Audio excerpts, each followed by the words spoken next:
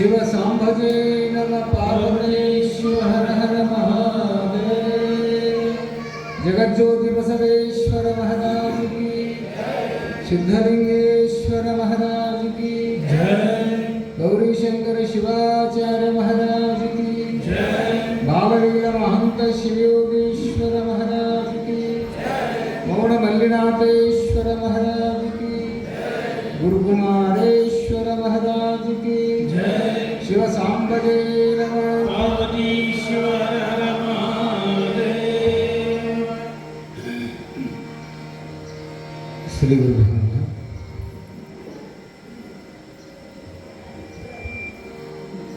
ಆರಂಭದಲ್ಲಿ 12ನೇ ಶತಮಾನದ ವಿಭೂತಿ ಪುರುಷ ಮಹಾಮಾನವತಾವಾದಿ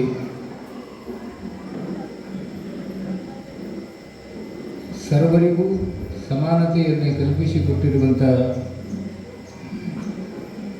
ಬಸವಾದಿ ಶಿವಶರಣರ ಪರಮ ಪವಿತ್ರವಾದ ಅಂತರಾತ್ಮಕ್ಕೆ ಶರಣೆಂದು ಶ್ರೀಮನ್ ಮಹಾರಾಜ ನರೇಂದ್ರನ ಜಗದ್ಗುರು ಎಡೆಯೂರಿನ ಒಡೆಯ ತೋಟದ ಸಿದ್ಧಲಿಂಗ ಯತೀಶ್ವರರ ನಿರ್ವಿಕಲ್ಪ ಸಮಾಧಿಗೆ ಸಾಷ್ಟಾಂಗ ಪ್ರಣಾಮಗಳನ್ನು ಸಮರ್ಪಿಸಿ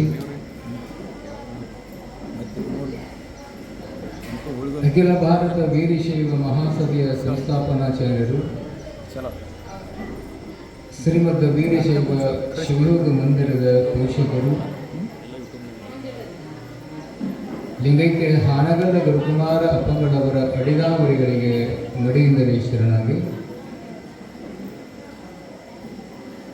ವೈರಾಗ್ಯದ ಮೇರು ಪರ್ವತವೇ ಆಗಿರುವಂಥ ಶಿವಯೋಗದ ಸಾಮ್ರಾಜ್ಯದ ಧೀಮಂತ ದೊರೆಗಳು,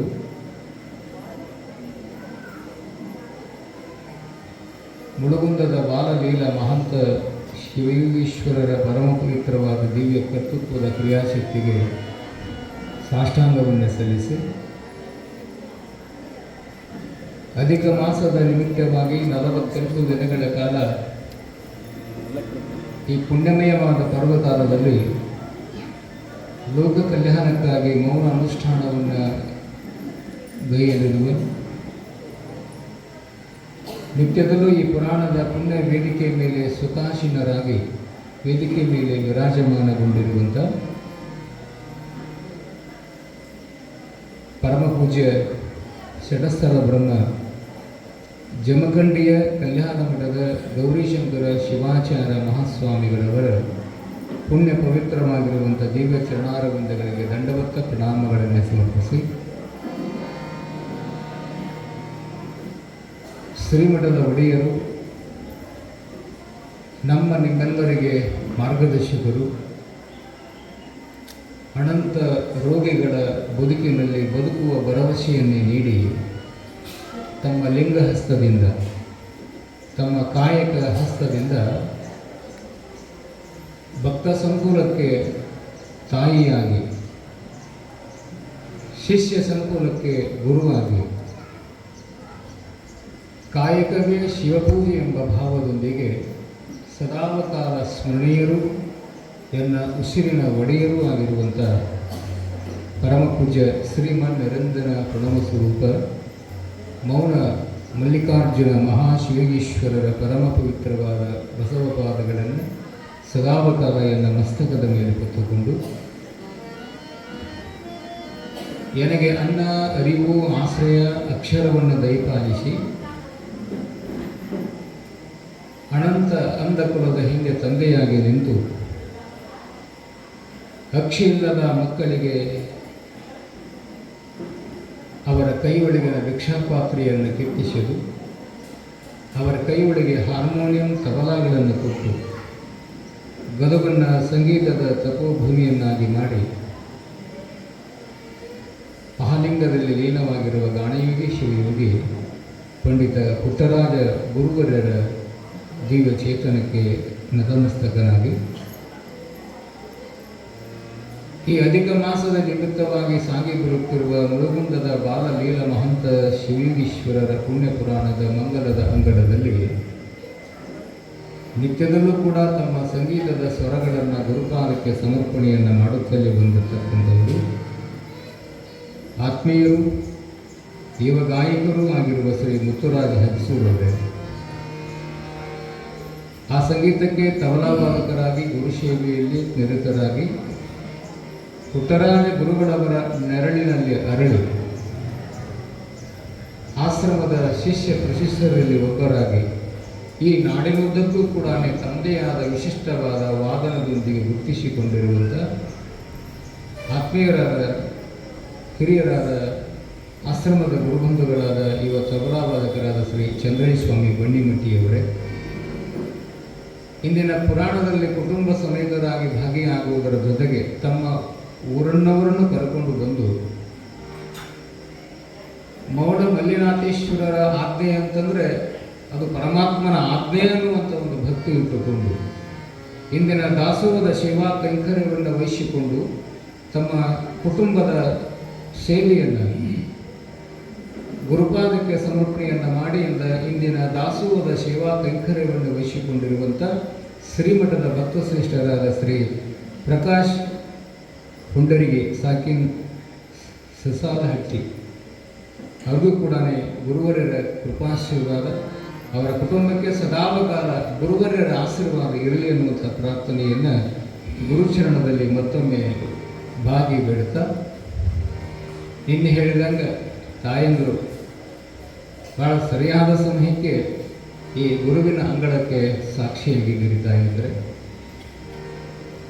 ಇಂದಿನ ಪುಣ್ಯ ಪುರಾಣದಲ್ಲಿ ಭಾಗಿಯಾಗಿ ಇರುವ ಸಮಯವನ್ನು ಶಿವ ಸಮಯವನ್ನಾಗಿ ಮಾಡಿಕೋಬೇಕು ಅನ್ನುವಂಥ ಒಂದು ಭಕ್ತಿ ಇಟ್ಟುಕೊಂಡು ಗುರುವಿನ ಅಂಗಳದ ಮಂಗಲದಲ್ಲಿ ತಾವೆಲ್ಲರೂ ಕೂಡ ಮಂಗಳಮಯವಾಗಿರುವ ಮುಳುಗುಂದದ ಬಾಲಲೀಲ ಮಹಂತ ಯೋಗಿ ವರೆಣ್ಯರ ಬದುಕು ಬರಹದ ಜೀವನ ಚರಿತ್ರೆಯನ್ನು ಕೇಳಬೇಕು, ಮತ್ತೊಮ್ಮೆ ಸಿಗದು ಈ ಸಮಯ ಅನ್ನುವಂಥ ಒಂದು ಭಕ್ತಿ ಶ್ರದ್ಧೆ ಇಟ್ಟುಕೊಂಡು ಈ ಪುರಾಣದ ಅಂಗಳಕ್ಕೆ ಸಾಕ್ಷಿಯಾಗಲಿರುವ ಎಲ್ಲ ಶ್ರೀಮಠದ ಭಕ್ತರೊಂದವೇ, ತಾಯಂದರೆ, ಗುರು ಹಿರಿಯರೇ, ಶರಣೀಯರೇ, ನಿಮ್ಮೆಲ್ಲರ ಅಂತರಾತ್ಮದಲ್ಲಿರುವ ಪರಮಾತ್ಮನ ಸಿಜ್ಯೋತಿಗೆ ಶರಣಾರ್ಥಿಗಳನ್ನು ಸಮರ್ಪಿಸಿ ಶಿವ ಸಾಂಬಜೇ ನಮ ಪಾರ್ವತೇ ಶಿವ ಹರ ಹರ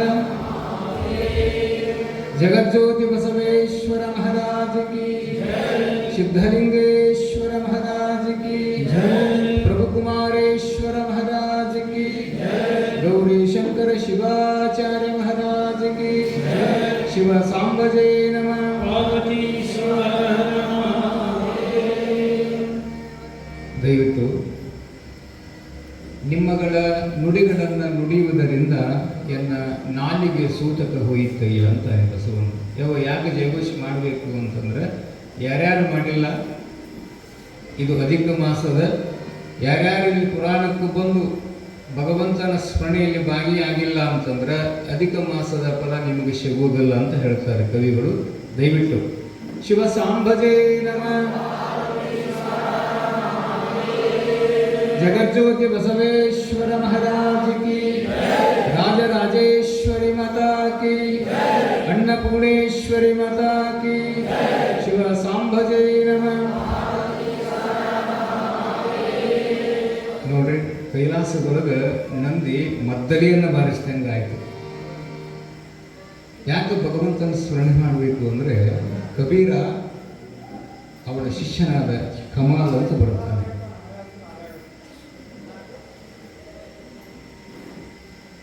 ದಾರಿಯಲ್ಲಿ ನಡೆದುಕೊಂಡು ಹೋಗುವಂಥ ಸಂದರ್ಭದಲ್ಲಿ ಶಿಷ್ಯನಾಗಿರುವ ಕಮಾಲ್ ಮತ್ತು ಗುರುವಾಗಿರತಕ್ಕಂಥ ಕಬೀರ ಒಂದು ರಾಜ ಬೀದಿಯಲ್ಲಿ ಸಂಚಾರವನ್ನು ಮಾಡುವ ಎದುರಾದ ಸಂದರ್ಭದಲ್ಲಿ ಎದುರುಗಡೆ ಒಂದು ಶವ ಬಂತಂತೆ.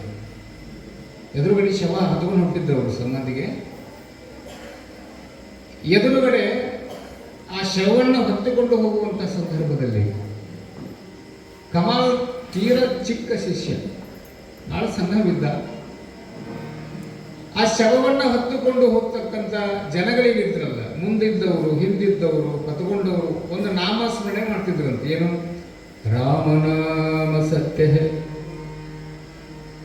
ಏನಿದ್ರು? ರಾಮನಾಮ ಸತ್ಯ ಹೇ. ಇದು ಎಲ್ಲಿಯವರೆಗೂ ನಡೆದಿತ್ತು ಈ ನಾಮ ಅಂತಂದ್ರೆ ಸಮಾಧಿಯ ಮುಟ್ಟುವವರೆಗೂ ಕೂಡ ಹೊತ್ತುಕೊಂಡವರು ಅತ್ತವರು ಎಲ್ಲರೂ ಈ ನಾಮಸ್ಮರಣೆಯನ್ನು ಮಾಡ್ತಾ ಮಾಡ್ತಾ ಹೋಗುವ ಸಂದರ್ಭದಲ್ಲಿ ಶಿಷ್ಯ ಬಹಳ ಸಣ್ಣವಿದ್ದ. ಕಬೀರನಿಗೆ ಕೇಳ್ತಾನೆ, ಗುರುಗಳೇ, ಗೊತ್ತಿಲ್ಲ ಅವನು ಸಣ್ಣ ಹುಡುಗಿದ್ದ, ಗುರುಗಳೇ ಏನದು? ಮುಂದಿದ್ದವರು ಒಂದು ಏನೋ ಅನ್ನಕತ್ಯಾರ, ಹಿಂದಿದ್ದವರು ಏನೋ ಅನ್ನಕತ್ಯಾರ, ಏನದು? ಅದು ರಾಮ ನಾಮಸ್ಮರಣೆ ಮಾಡಕತ್ಯಾರಪ್ಪ, ಭಗವಂತನ ಸ್ಮರಣೆ ಮಾಡಕತ್ಯಾರ. ಹೌದು, ಮತ್ತು ಮುಂದಿದ್ದವರು ಅನ್ನಕತ್ಯಾರ, ಹಿಂದಿದ್ದವರು ಅನ್ನಕತ್ಯಾರ, 4 ಜನರ ಹೆಗಲ ಮೇಲೆ ಒಬ್ಬ ಸುಮ್ಮನೆ ಕುಂತಾಣಲ್ಲ, ಅವ ಯಾಕೆ ಕಣವಲ್ಲ ಅಂತ ಕೇಳಿದ ಶಿಷ್ಯ. ಅವ ಯಾಕೆ ಕಣವಲ್ರಿ? ಅವ ಇಲ್ಲ, ಅವ ತೀರಿಕೊಂಡಾನ. ಮತ್ತೆ ಯಾರು ಅನ್ನೋದಿಲ್ಲಲ್ಲ, ನಾವಿದ್ದು ಇಲ್ಲಂಗ. ಅದಕ್ಕೆ ಈ ಗುರುವಿನ ಅಂಗಳ ಎಲ್ಲರಿಗೂ ಸಿಗುವುದಿಲ್ಲ ತಾಯಂದ್ರೆ. ಕೆಲವರು ಸಂತಿಯೊಳಗೆ ರೊಕ್ಕ ಕಳ್ಕೊಂಡವ್ರು ಅದೀರಿ, ಮದುವೆಯಾಗ ಮಗಳು ಕಳ್ಕೊಂಡವ್ರು ಅದೀರಿ, ಜಾತ್ರೆಗೆ ಹೋಗಿ ಕೆಲವರು ತಮ್ಮನ್ನೇ ತಾವು ಕಳ್ಕೊಂಡು ಬಂದವರು ಅದಾರ. ಸಂತಿ ಒಳಗೆ ರೊಕ್ಕ ಕಳ್ಕೊಳ್ಳೋದಂದ್ರೆ ಹೆಂಗ್ರಿ ಅಜ್ಜವ್ರ? ನಾ ಏನೀಗ ಸಂತಿಗೆ ಹೋದ್ರೆ ರೊಕ್ಕ ಕಳ್ಕೋದಿಲ್ಲ, ಯಾಕಂದ್ರೆ ಫೋನ್ಪೇ ಬಂದದ ಈಗ. ಹೌದು, ಫೋನ್ಪೇ ಬಂದದ ಈಗ. ಹಣ ಮೊದಲೆಲ್ಲ ಕಳ್ಳರಿಗೆ ಭಾಳ ಸೌಲಭ್ಯ ಇತ್ತು, ಈ ಕಳ್ಳರಿಗೆ ಸಹಿತ ದೊಡ್ಡ ತೊಂದರೆ ಬಂದದ. ಯಾವುದು ಬಂದ ಮೇಲೆ? ಈ ಗೂಗಲ್ ಪೇ ಬಂದ ಮೇಲೆ, ಫೋನ್ಪೇ ಬಂದ ಮೇಲೆ ಕಳ್ಳರು ಸಹಿತ ಸಿಗೋಲ್ತದ ದುಡ್ಡು. ಸಂತಿ ಒಳಗೆ ರೊಕ್ಕ ಕಳ್ಕೊಂಡೇವಿ ಅಂತ ಹೇಳಿದ್ರಿ, ಅದಂಗೆ ಕಳ್ಕೊಂತೇವ್ರಿ, ಭಾಳ ಸುರಕ್ಷಿತವಾಗಿ ನಾವು ಸಂತಿ ಮಾಡ್ತೇವೆ ಅಂತೀರೇನು? ಸಂತಿ ಒಳಗೆ ರೊಕ್ಕ ಕಳ್ಕೊಳ್ಳೋದಂದ್ರೆ ಏನಂದ್ರೆ, ನಮಗೆ ಬೇಕಾದ ವಸ್ತುಗಳನ್ನು ಖರೀದಿ ಮಾಡಿದ ಮೇಲೆ ಒಂದು ರೀತಿಯಿಂದ ಸಂತೆಯಾಗ ರೊಕ್ಕ ಕಳ್ಕೊಂಡಂಗೆ. ಮದುವೆಯಾಗ ಮಗಳು ಕಳ್ಕೊಂಡವ್ರು ಅದಾರ. ಗದ್ದಲ್ದಾಗಲ್ಲ ನಾ ಹೇಳಕತ್ತಿದ್ದು, ಯವ್ವ ಎಷ್ಟೇ ಗದ್ದಿದ್ರು ಕೂಡ ನಮ್ಮ ಮಗಳನ್ನ ನಾವು ಜಾಗೃತಿಯಿಂದ ಕರ್ಕೊಂಡು ಬರ್ತೇವ್ರಿ ಅಂತ ಹೇಳ್ತೀರೇನು? ಮದುವೆಯಾಗ ಮಗಳು ಕಳ್ಕೊಂಡವ್ರು ಅದೀರಿ, ನೀವು ಅದೀರಿ. ಹೆಂಗೆ ಕಳ್ಕೊಂಡಿರಿ? 18 ವರ್ಷದ ಮಠ ಈಗ ಅಣ್ಣ ಅರಿವು ಆಶ್ರಯವನ್ನು ಕೊಟ್ಟು ವಿದ್ಯಾವಂತಳನ್ನಾಗಿ ಮಾಡಿ 18 ವರ್ಷ ಆದ್ಮೇಲೆ ಮದುವೆ ಮಾಡಿ ಕಳಿಸೋ ಮುಂದೆ ಉಡಕ್ಕೆ ಹಾಕೋ ಮುಂದೆ ಯಾಕೆ ಕಳ್ತೀರೇವ? ಹೇಳ್ತೀರಿ ಯಾಕೆ ಹೇಳ್ರಿ? ಒಂದು ರೀತಿಯಿಂದ ಮದುವೆಯಾಗ ಮಗಳು ಕಳ್ಕೊಂಡವ್ರು ಅದಾರ, ಸಂತ್ಯಾಗ ರೊಕ್ಕ ಕಳ್ಕೊಂಡವ್ರು ಅದಾರ, ಇನ್ನ ಜಾತ್ರೆಗೆ ಹೋಗಿ ತಮ್ಮಣ್ಣ ತಾವು ಕಳ್ಕೊಂಡು ಬಂದವರು ಅದಾರ. ಅಲ್ಲಿ ಏನು ಮಾಡಬಾರ್ದಾಗಿತ್ತು ಅದೆಲ್ಲವನ್ನ ಮಾಡಿ ಜಾತ್ರೆ ಒಳಗೆ ಹೋಗಿ ತಮ್ಮಣ್ಣ ತಾವು ಕಳ್ಕೊಂಡು ಬಂದವರು ಅದಾರ. ಆದ್ರೆ ಬೆಳಗಾವಿ ಜಿಲ್ಲೆ ಗೋಕಾಕ ತಾಲೂಕಿನ ಸುಕ್ಷೇತ್ರ ಮಮದಾಪುರದ ಮೌನ ಮಲ್ಲಿಕಾರ್ಜುನ ಅಪ್ಪಂಗಡವರ ಈ ಪುಣ್ಯ ಭೂಮಿ ಒಳಗೆ ಇಲ್ಲಿ ಬಂದು ಕುಂತೇವಲ್ಲ, ಅಜ್ಜವರ ಇಲ್ಲಿ ಬಂದು ಕುಂತೇವಲ್ಲ, ಅಧಿಕ ಮಾಸದಲ್ಲಿ ಇಲ್ಲಿ ಬಂದು ಕುಂತೇವಲ್ರಿ, ಇಲ್ಲೇನು ಕಳ್ಕೊಳಕ್ ಬಂದೇವ್ರಿ ಅಂತ ಕೇಳಿದ್ರೆ, ಯವ್ವ ಇಲ್ಲೇನು ಕಳ್ಕೊಳಕ್ ಬಂದಿಲ್ಲ, ನಮ್ಮನ್ನು ನಾವು ತಿಳ್ಕೊಳಕ್ ಬಂದು ಕುಂತೇವಿ. ತಿಳಿಸೋರು ಯಾರು? ಶ್ರೀಮನ್ ನಿರಂಜನ ಪ್ರಣವ ಸ್ವರೂಪ ಮೌನ ಮಲ್ಲಿಕಾರ್ಜುನ ಅಪ್ಪಂಗಡವರು ನಡೆದು ನುಡಿದವರು. ಭಗವಂತನಿಗೆ ಬೇಕಾಗಿರುವುದು ನುಡಿ ಅಲ್ಲ, ನಡೆ. ನಾವು ಮಾತಾಡ್ತೇವೆ, ಅಜ್ಜವರು ಮಾತಾಡೋದಿಲ್ಲ. ಅಂದ್ರೆ ಭಗವಂತನಿಗೆ ಬೇಕಾಗಿದ್ದು ನುಡಿ ಬೇಕಾಗಿಲ್ಲ. ಹಂಗ ಭಗವಂತನಿಗೆ ಬೇಕಾಗಿದ್ದು ನುಡಿ ಅಲ್ಲ, ಭಗವಂತನಿಗೆ ಬೇಕಾಗಿರುವುದು ನಡೆ. ಅವ್ರು ಮಾತಾಡೋದಿಲ್ಲ. ಆದ್ರೆ ಇಷ್ಟು ಬಳಗಕ್ಕೂ ಆಶೀರ್ವಾದ ಮಾಡಿದ್ದಾರೆ. ಯಾಕಾಯಿತು ಅಂದ್ರೆ ನುಡಿಯಿದ್ದರೂ ಸಹಿತ ನಡೆದು ತೋರಿಸಿದ್ದರಿಂದ ಅವರ ನಡೆಯೊಳಗೆ ನಮ್ಮ ಬದುಕನ್ನು ಹುಡುಕಿಕೊಳ್ಳುವಂಥ ಪ್ರಯತ್ನವೇ ಮುಳುಗುಂದದ ಬಾಲಲೀಲ ಮಹಂತ ಸ್ವಾಮಿಗಳವರ ಪುರಾಣ. ಅದಕ್ಕೆ ಬರಬೇಕು ಪುರಾಣಕ್ಕೆ. ಯಾಕೆ ಬರಬೇಕು ಪುರಾಣಕ್ಕೆ? ಪುಣ್ಯಾತ್ಮರೇ, ಎಂದು ನಾಡ ದಾರ್ಶನಿಕರಾಗಿರುವಂಥ ಬಸವಣ್ಣನವರು, ವಿಭೂತಿ ಪುರುಷರಾದ ಮಹಾಮಾನವತಿಯಾದ ಬಸವಣ್ಣನವರು ನಮಗೆ ತಿಳಿಸಿಕೊಂಡು ಬರ್ತಾ ಇದ್ದಾರೆ. ಭಾಳ ಲಕ್ಷ ಕೊಟ್ಟು ಕೇಳಬೇಕು ಇಂದಿನ ಪುರಾಣ. ಭಾಳ ಅದ್ಭುತವಾದ ಪುರಾಣ. ಒಂದು ವಿಶೇಷ ಸೂಚನೆ, ಪುರಾಣ ಪ್ರಾರಂಭ ಆಗುವಂಥ ಪೂರ್ವದಲ್ಲಿ ತಾಯಂದರಿಗೆ ಮತ್ತು ನಮ್ಮ ಶರಣ ಬಳಗಕ್ಕೆ ವಿನಂತಿ ಮಾಡಿಕೊಳ್ಳುವುದೇನೆಂದರೆ, ನಾಳೆ ಬರುವ ಕಾರ ಹುಣ್ಣಿಮೆಯ ದಿನದಂದು ಪೂಜ್ಯರ ಸಮ್ಮುಖದಲ್ಲಿ ಮುಳುಗುಂದದ ಬಾಲಲೀಲ ಮಹಂತ ಸ್ವಾಮಿಗಳವರು ಮುಳುಗುಂದಕ್ಕೆ ಬರ್ತಾರೆ. ಎಂದು ಹುಣ್ಣಿಮೆ ದಿನ ಬರ್ತಾರೆ. ಎಲ್ಲಿ? ಪುರಾಣದಲ್ಲಿ ಬರ್ತಾರೆ. ಪುರಾಣದಲ್ಲಿ ಮುಳುಗುಂದದ ಬಾಲಲೀಲ ಮಹಂತ ಸ್ವಾಮಿಗಳು ಮುಳುಗುಂದದ ಗ್ರಾಮದ ಪುರ ಪ್ರವೇಶವನ್ನು ಮಾಡಿದಾಗ ಅಲ್ಲಿರುವ ತಾಯಂದರು ಆ ಯೋಗಿಯ ಪ್ರಸನ್ನತೆಯನ್ನು ನೋಡು, ಅವರ ಲಿಂಗ ನಿರೀಕ್ಷೆಯನ್ನು ನೋಡಿ ಅವರ ಅಷ್ಟಾಂಗ ಯೋಗ ನಿಷ್ಠವನ್ನು ನೋಡಿದಂಥ ಅಲೌಕಿಕ ಪ್ರಪಂಚದಲ್ಲಿ ಓಲಾಡುವ ಶಿವಯೋಗಿಗಳನ್ನ ತೊಟ್ಟಲ್ದಾಗ ಹಾಕಿ ತಗೋತಾರೆ. ಆ ಪ್ರಸಂಗ ಬರುತ್ತದೆ ಪುರಾಣದೊಳಗೆ. ದಯವಿಟ್ಟು ಶತಮಾನಗಳ ಹಿಂದೆ ಮುಳುಗುಂದದ ಬಾಲಲೀಲ ಮಹಂತ ಸ್ವಾಮಿಗಳನ್ನ ಮುಳುಗುಂದದ ಭಕ್ತರು ಅವತ್ತು ಆ ಯೋಗಿಯನ್ನ ತೂಗಿ ಜೋಗಳವನ್ನು ಹಾಡಿರಬಹುದು.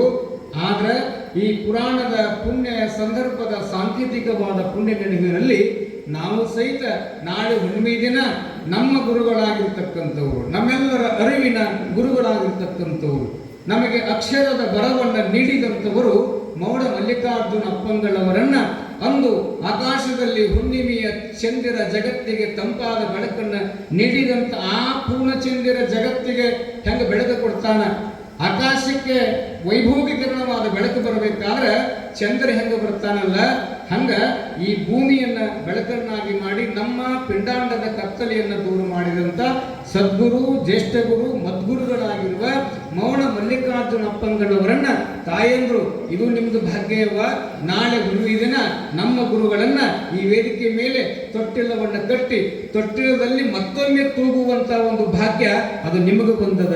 ಯಾಕೆ ಬಂದದಂದ್ರೆ ಅವರ ಶಿಷ್ಯರಾಗಿ ಹುಟ್ಟಿದ್ದಕ್ಕೆ, ಅವರ ಭಕ್ತರಾಗಿ ಹುಟ್ಟಿದ್ದಕ್ಕೆ ಅದು ನಾಳೆ ಬರ್ತದೆ. ನಾಳೆ ಅಂದ್ರೆ ಹುಣ್ಣಿಮೆ ದಿನ, ಇನ್ನು 4-5 ದಿನಗಳ ಮುಂಚಿತವಾಗಿ ಆ ಗುರುಗಳನ್ನ ನಾವು ತೊಟ್ಟಲದಲ್ಲಿ ಹಾಕಿ ತೂತಕ್ಕಂಥ ವ್ಯವಸ್ಥೆ. ಆ ಸಂದರ್ಭದಲ್ಲಿ ಗೌರಿಶಂಕರ ಶಿವಾಚಾರ್ಯ ಮಹಾಸ್ವಾಮಿಗಳು ಒಂದು ಗೀತೆ ಹಾಡ್ತಾರೆ, ಮಗನ ತೂಗಿರೆವು ಭಕ್ತರು ಮಗನ ತೂಗಿರು. ಕೇಳಬೇಕದ, ಅವ್ರ ಬಾಯಲ್ಲಿ ಕೇಳಬೇಕದ. ನೋಡ್ರಿ, ಗುರುಗಳ ಸಮ್ಮುಖದಲ್ಲಿ ಶಿಷ್ಯರೆಲ್ಲ ಸೇರಿಕೊಂಡು ಒಬ್ಬ ಅರಿವಿನ ಗುರುಗಳನ್ನ ಅರಿವಿನ ಅಂಗಣದಲ್ಲಿ ಮತ್ತೊಮ್ಮೆ ತೂಗುವಂತ ತಾಯಿತನದ ಕೀರ್ತಿ ಅದು ಬಹುಶಃ ಮೌಂದಾಪುರದ ಭಕ್ತರಿಗೆ ಸಲ್ಲುತ್ತದೆ, ಶ್ರೀಮಠದ ಭಕ್ತರಿಗೆ ಸಲ್ಲುತ್ತದೆ ಅಂತಂದ್ರೆ ಅದು ಪೂರ್ವ ಜನ್ಮದ ಪುಣ್ಯವೇ ಅನ್ನುವಂಥ ಮಾತನ್ನ ಇಲ್ಲಿ ಮತ್ತೊಮ್ಮೆ ತಮಗೆಲ್ಲ ತಿಳಿಸ್ತಾ, ನಿನ್ನೆ ಈ ದಿನ ಏನು ಕೇಳಿದ್ರಿ ಪುರಾಣದೊಳಗೆ ಇಲ್ಲಿಗೆ ಬರ್ತದೆ ನೋಡ್ರಿ ಅಂದ್ರೆ ಕೇಳಬೇಕು. ಮರು ಆಗಿ ಬರತ್ತೆ.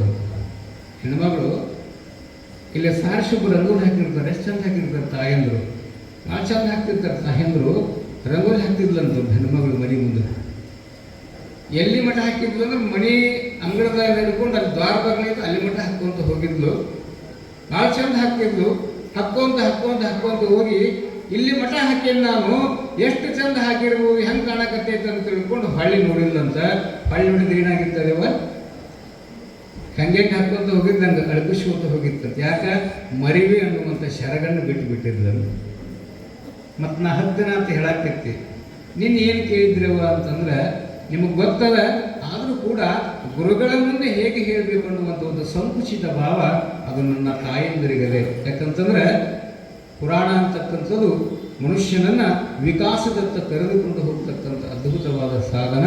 ಆದ್ದರಿಂದ ಇಂದಿನ ಪುಣ್ಯ ಪುರಾಣದಲ್ಲಿ ನಾವೆಲ್ಲರೂ ಕೂಡ ಪ್ರವೇಶವನ್ನು ಪಡೆದುಕೊಳ್ತಕ್ಕಂಥವರಾಗುವ ಪುಣ್ಯಾತ್ಮರೇ. ಒಬ್ಬ ಶ್ರೇಷ್ಠ ಮಹಂತರಾಗಿರ್ತಕ್ಕಂಥವರು ಬಸವಣ್ಣವರು ಹೇಳುತ್ತಾರೆ, ಗುಬ್ಬಿ ಹೆರವರ ಮನೆಯನ್ನ ತನ್ನ ಮನೆ ಎಂಬಂತೆ. ಗುಬ್ಬಿ ಹೆರವರ ಮನೆಯನ್ನ ತನ್ನ ಮನೆ ಎಂಬಂತೆ ಧರೆ ಧನ ವನತಿಯರು ನನ್ನವರೆಂದು ಹೋರಿ ಸಾಯುತ್ತಿದೆ ನೋಡ, ಸರ್ವ ಕರ್ತೃ ಕೂಡಲ ಸಂಗಮ ದೇವ ನೆಂದರಿಯದೆ ಅಂತ ಬರೀತಾರೆ. ಇಲ್ಲಿ ಗುಬ್ಬಿ ಅದ ನೋಡ್ರಿ ಮೇಲೆ.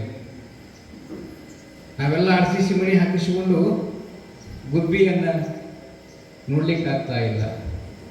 ಪಕ್ಷಿಗಳನ್ನ ಮೊಬೈಲ್ಗಳು ಬಂದ ಮೇಲೆ ಪಕ್ಷಿಗಳ ಸಂತಾನ ಕಡಿಮೆ ಆಯಿತು. RCC ಮಣಿಗಳು ಬಂದ ಮೇಲೆ ಗುಬ್ಬಿಯ ವಾಸಸ್ಥಾನದ ಗೂಡನ್ನು ನೋಡುವಂಥ ಮರೀಚಿಕೆ ಆಯಿತು. ಆದರೆ ಅಜ್ಜವರು ಈ ಮಠದ ಸುತ್ತಲೂ ಕಟ್ಟಿಗೆ ವಿನ್ಯಾಸಗಳಿಂದ ನಿರ್ಮಾಣ ಮಾಡಿ ಆ ಪಕ್ಷಿಗಳಿಗಂದೇ ಗುಬ್ಬಿಗಳಿಗಂದೇ ಮಣಿ ಕಟ್ಟುವಂಥ ವ್ಯವಸ್ಥೆಯನ್ನು ಮಾಡ್ಯಾರ. ಮೇಲೆ ಗುಬ್ಬಿಗಳದವ. ನಾನು ನಿನ್ನೆ ಹೇಳಿದ್ವಿ, ಒಂದು ಸಂದರ್ಭ ಹೇಳಿದ್ವಿ ನಿಮಗೆ. ಏನು ಹೇಳ್ರಿ, ಬಸವ ಪುರಾಣ ಕೇಳಕ್ಕ ಯಾರು ಬರ್ತಿದ್ರಂತ? ಗುಬ್ಬಿ ಬರ್ತಿದ್ವು ಅಂತ. ಅದು ನಡೆದಿದ್ದವಾಗ ಶತಮಾನಗಳ ಹಿಂದೆ. ನಿನ್ನ ಮಹಿಮೆ ಅಂದಿಗುಂಟು ಇಂದಿಗಿಲ್ಲ ಎನ್ನುವವರ ಮೂಗ ಕೊಯ್ಯ ಅಂತಾನೆ ಮುದ್ದುರಾಮ. ಮೊದಲಿತ್ರಿ ಬಾಯಿ ಏನು ನಡೆಯುವುದಿಲ್ಲ ಅನ್ನಕತ್ತೀರೇನು? ನಾನು ಹೇಳಿದ್ದು ಅಮರಕೊಂಡ ಅನ್ನುವಂಥ ಗಣಮಠ ಶಿವೇಗೌಡವರು ಬಸವ ಪುರಾಣದಲ್ಲಿ ಗುಬ್ಬಿಗಳು ಬರ್ತಿದ್ದು ಅಂತ ಹೇಳಿದೆ. ನನಗೆ ಗೊತ್ತಾಗಲಿಲ್ಲ. ಪುರಾಣ ಮುಗಿದ ಮೇಲೆ ಗೊತ್ತಾಯಿತು. ಮಂಜುನಾಥ ಶರಣರು ಮಾನವಮಿ ಒಳಗೆ 15 ದಿನಗಳ ಕಾಲ ಚಿದಾನಂದರ ವಿರಚಿತಗೊಂಡ 796 ನುಡಿಗಳೆಲ್ಲ ಸಮಗ್ರವಾಗಿರ್ತಕ್ಕಂಥ ದೇವಿ ಪುರಾಣವನ್ನು ಹೇಳುವ ಸಂದರ್ಭದಲ್ಲಿ ನಾ ಹೇಳಿದ್ದು ಶತಮಾನಗಳ ಹಿಂದಿನ ಸುದ್ದಿ ಹೇಳಿದೆ ನಿಮಗೆ. ಆದ್ರೆ ಪ್ರಸ್ತುತ ಮೊನ್ನೆ ಹೋತಲ್ಲ ಮಾನವಿ ಹೋದ್ಸಾರಿ, ಆ ಮಾನವಿ ಒಳಗೆ ದೇವಿ ಚರಿತ್ರೆಯನ್ನು ಹೇಳಬೇಕಾದ್ರೆ 2 ಗುಬ್ಬಿಗಳು ಬರ್ತಿದ್ದು ಅಂತ ನನಗೆ ತಡವಾಗಿ ಗೊತ್ತಾಯಿತು ಪುಣ್ಯಾತ್ಮರು ನಿನ್ನೆ. ಅಂದ್ರೆ ಅಂದಿಗುಂಟು ಇಂದಿಗಿಲ್ಲ ಅಂತ ಮಹಾತ್ಮರು ಇವತ್ತಿಗೂ ಅದ. ನೋಡುವ ಕಣ್ಣು ಬೇಕಷ್ಟೇ, ಕೇಳುವ ಕಿವಿ ಇರಬೇಕಷ್ಟೇ ಪುಣ್ಯಾತ್ಮರೇ.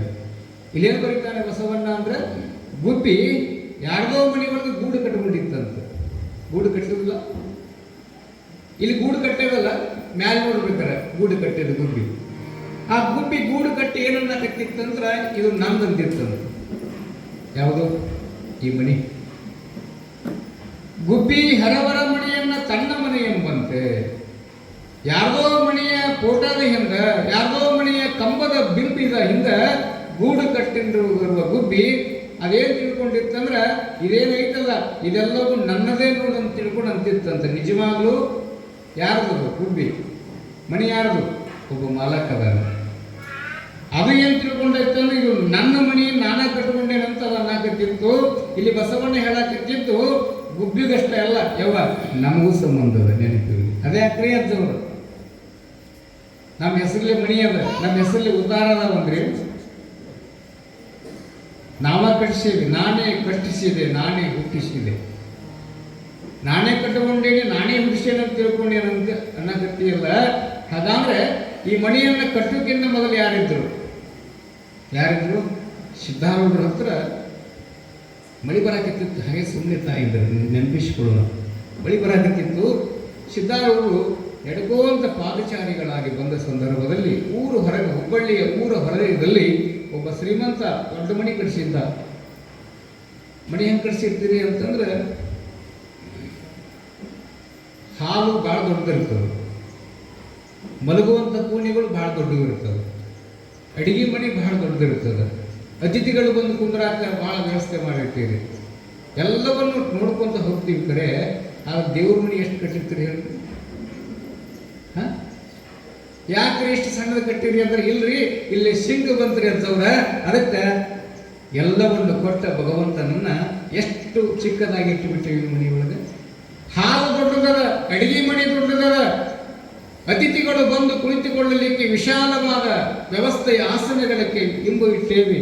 ಆದರೆ ಎಲ್ಲವನ್ನೂ ಕೊಟ್ಟಿರ್ತಕ್ಕಂಥ ಭಗವಂತನ ದೇವರ ಕೋಣೆ ಮಾತ್ರ ಕಟ್ಟಿಟ್ಟಿರ್ತೇವೆ, ಭಾಳ ಸಣ್ಣದಿಟ್ಟಿರ್ತೇವೆ, ಭಾಳ ಸಣ್ಣದಿಟ್ಟಿರ್ತೇವೆ. ಸಿದ್ಧಾರೂಢರು ಬಂದರು, ಮಣಿ ಬರಾಕತ್ತಿತ್ತಂತ ಆ ಮಣಿಯ ಒಂದಿಷ್ಟು ಚಾಟಿಗೆ ಹೋಗಿ ನಿಂತರು.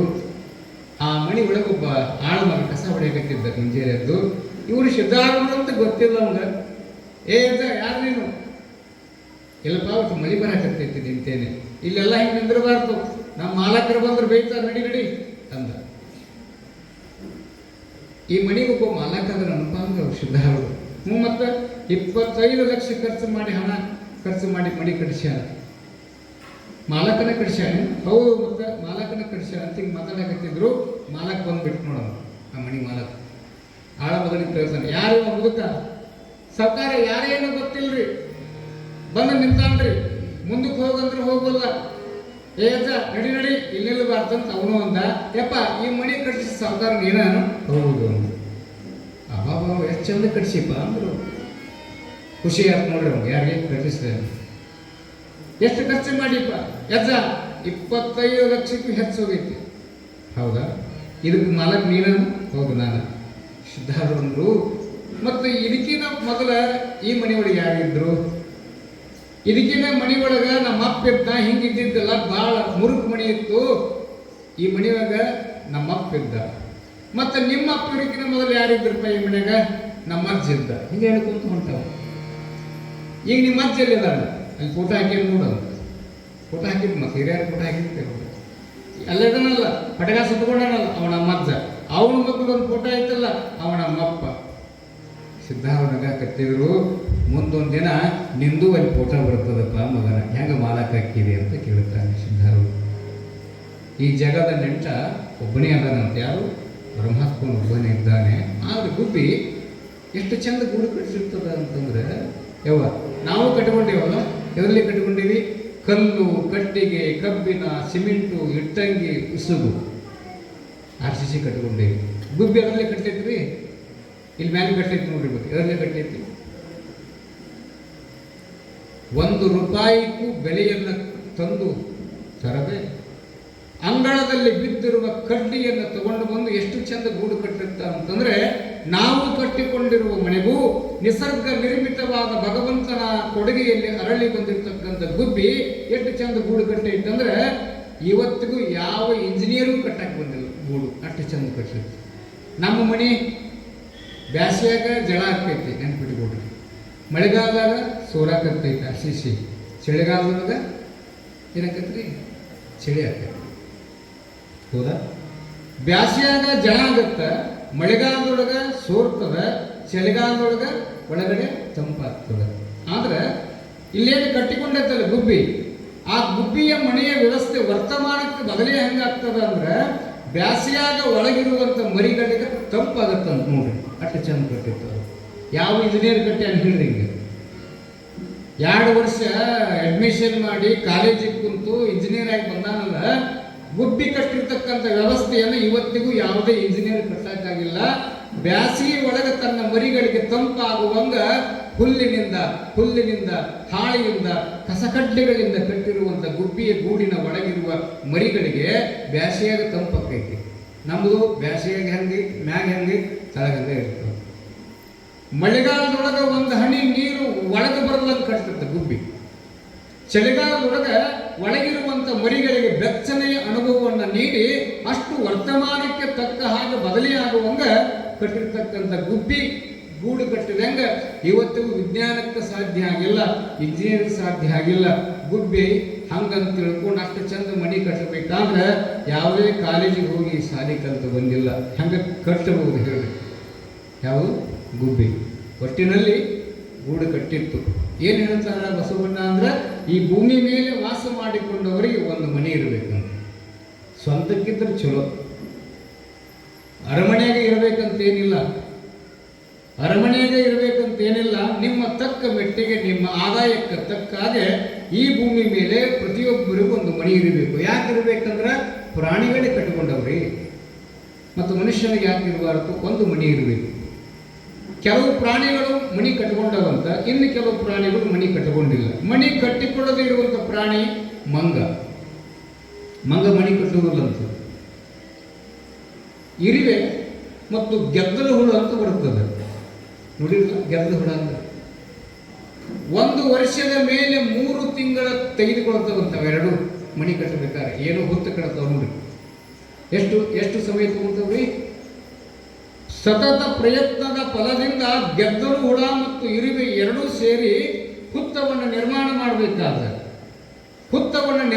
ಮಾಡಬೇಕಾದ್ರೆ ಅವು ತೆಗೆದುಕೊಂಡಿರುವ ಕಾಲಾವಧಿ ಎಷ್ಟು ಅಂದ್ರೆ 1 ವರ್ಷದ ಮೇಲೆ 3 ತಿಂಗಳ ಅವಧಿಯವರೆಗೂ ಸತತ ಪ್ರಯತ್ನದಿಂದ ಹುತ್ತನ್ನ ಕಟ್ತವೆ. ಕಟ್ಟಿದ ಮೇಲೆ ಅದ್ರಾಗ ಯಾರು ಬಂದು ವಾಸ ಮಾಡಕತ್ತಿರ್ರಿ? ಯಾರು ಬಂದ್ರು? ಹಾವು ಬಂದ್ಬಿಡ್ತು. ಕಟ್ಟಿದವ್ರು ಬೇರೆ, ಒಳಗ ವಾಸ ಮಾಡೋರು ಬೇರೆ. ಸುಮ್ಮನೆ ನಿಂತು ಬಿಟ್ರು ಹೊರಗೆ ಬಂದು, ಮತ್ತು ಒಳಗೆ ಹಾವು ಹೋದ್ಮೇಲೆ ಹೊರ ಬಂದ್ಬಿಡ್ತಾರೆ ಇಬ್ರು. ಇರಿಬಿನ ಬಂತು, ಗೆದ್ದಲು ಬಂತು, ನಿಂತು ನೋಡಕತ್ತಿಲ್ವಿ, ಏನಪ್ಪ ಮಣಿ ಕಟ್ಟಿದ್ವಿ, ಇದ್ರಾಗ ಒಂದು ಹಾವು ಬಂದು ವಾಸ ಮಾಡಕತ್ತಿಲ್ಲ. ಇದನ್ನು ಪರಮಾತ್ಮ ನೋಡಿದ. ಪರಮಾತ್ಮ ಇಬ್ಬರನ್ನು ಕರೆದಂತ ಅಲ್ಲೋ, 1 ವರ್ಷದ ಮೇಲೆ 3 ತಿಂಗಳ ಸಮಯವನ್ನು ತೆಗೆದುಕೊಂಡು ಸುಂದರವಾದ ಹುತ್ತು ಕಟ್ಟಿದ್ರಿ, ಅದರಾಗ ನೀವು ಒಳಗಡೆ ಗೃಹ ಪ್ರವೇಶ ಮಾಡುವ ಪೂರ್ವದಲ್ಲಿ ಹಾವು ಬಂತಲ್ಲ, ನನ್ನ ಮುಂದೆ ಬಂದು ಒಂದಿಷ್ಟು ಕಂಪ್ಲೀಟ್ ಕೊಡಬಾರ್ದನೋ ಅಂದ ಪರಮಾತ್ಮ. ಯಾರಿಗೆ?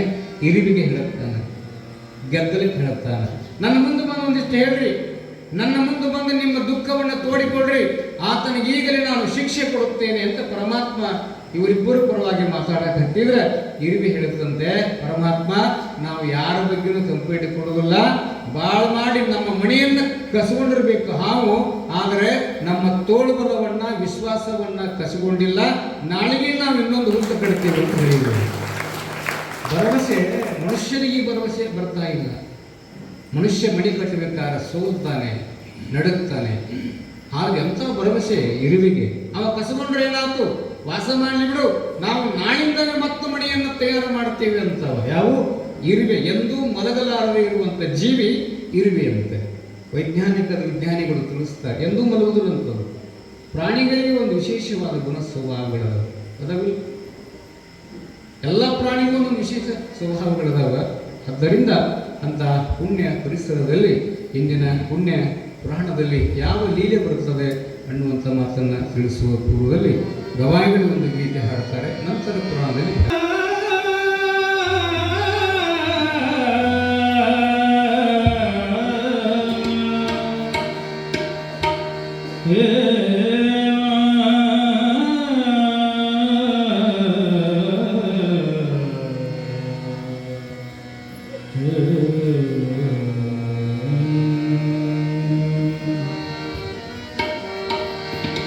ಯಾಕ್ ಮಾಡುತ್ತಿದ್ದೀನಿ ಮನ ಚಿಂತಿ ನಿನಗ ಬಡಕೊಂಡದ ಮಾಯದ ಭಕ್ತಿ ಅದಕ್ಕ ಜೋತ ಬಿದಕೊಂಡು ನೀ ಕುಂತಿ ನಾಳೆ ಯಮ ಕೇಳಿದರ ಏನಂತಿ ಯಾಕ್ ಮಾಡುತ್ತಿದ್ದೀನಿ ಯಾಕ್ ಮಾಡುತ್ತಿದ್ದೀನಿ ಮನ ಚಿಂತಿ ನಿನಗ ಬಡಕೊಂಡದ ಮಾಯದ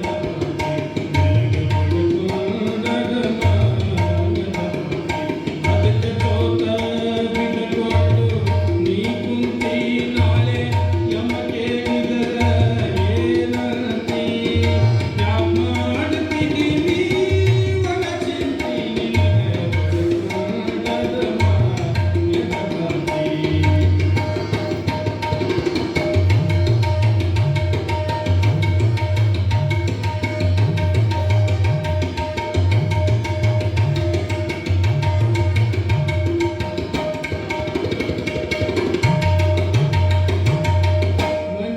ಕಟ್ಟಿಸಿದಿ ಮ್ಯಾಳಿಗಿ ನಿನಗ ಹೋಗುದು ಬಂತಲ್ಲೋ ನಾಳಿಗಿ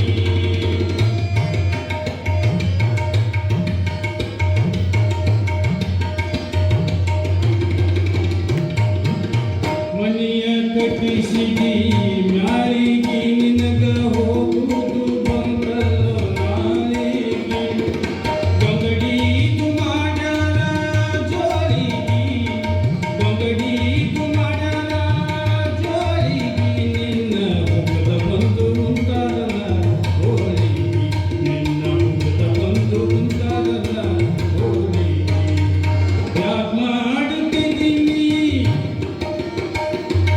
ಯಾಕ್ ಮಾಡುತ್ತಿದ್ದೀನಿ ಮನ ಚಿಂತಿ ನಿನಗ ಬಡಕೊಂಡದ ಮಾಯದ ಬಡಕೊಂಡದ ಮಾಯದ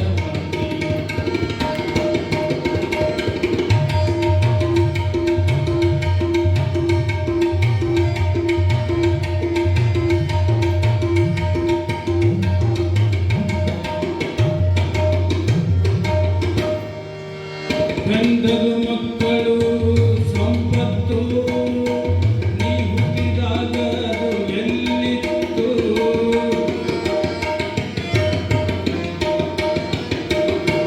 ಗಂಧದ ಮಕ್ಕಳು ಸಂಪತ್ತು ನೀ ಹುಟ್ಟಿದಾಗ ಅದು ಎಲ್ಲಿತ್ತು ನಟ್ಟ ನಡುವೆ ಅದು ಕಂಡ ಬಿತ್ತು ನಟ್ಟ ನಡುವೆ ಅದು ಕಂಡ ಬಿತ್ತು ಎಲ್ಲಿ ನೋಡಿದವರು ಎಲ್ಲಿ ನೋಡಿದವರು ಯಾಕ್ ಮಾಡುತ್ತಿದ್ದೀನಿ ಮನ ಚಿಂತಿ ಯಾಕ್ ಮಾಡುತ್ತಿದ್ದೀನಿ ಮನ ಚಿಂತಿ ನಿನಗ ಬಡಕೊಂಡದ ಮಾಯದ ನಿನಗ ಬಡಕೊಂಡದ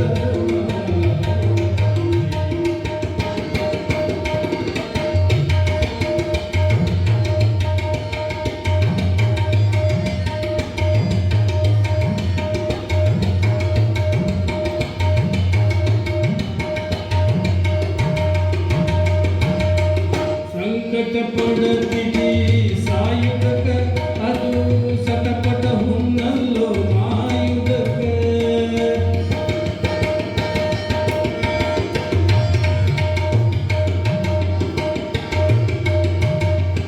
ಸಂಕಟ ಪಡುತ್ತಿದಿ ಸಾಯುವುದಕ್ಕ ಅದು ಸತಪಥ ಹುಣ್ಣಲ್ಲೋ ಮಾಯುವುದಕ್ಕ ಕರ್ತೃ ಶ್ರೀ ಗುರು ಮಹಾಂತನೇ ಬಂದ ಕರ್ತೃ ಶ್ರೀ ಗುರು ಮಹಾಂತನೇ ಬಂದ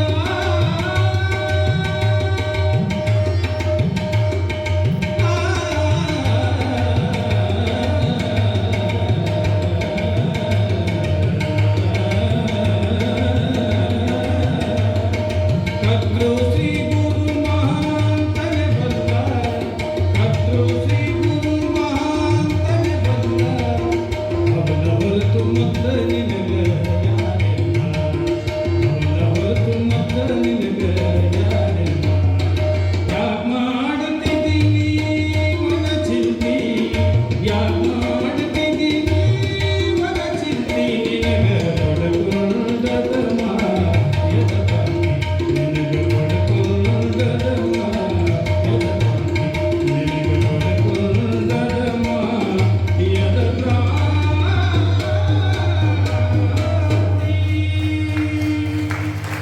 ಶಿವ ಸಾಂಬ ಜೈ ನಮ ಪಾರ್ವತಿ ಶಿವ ಹರ ಹರ ಮಹಾದೇವ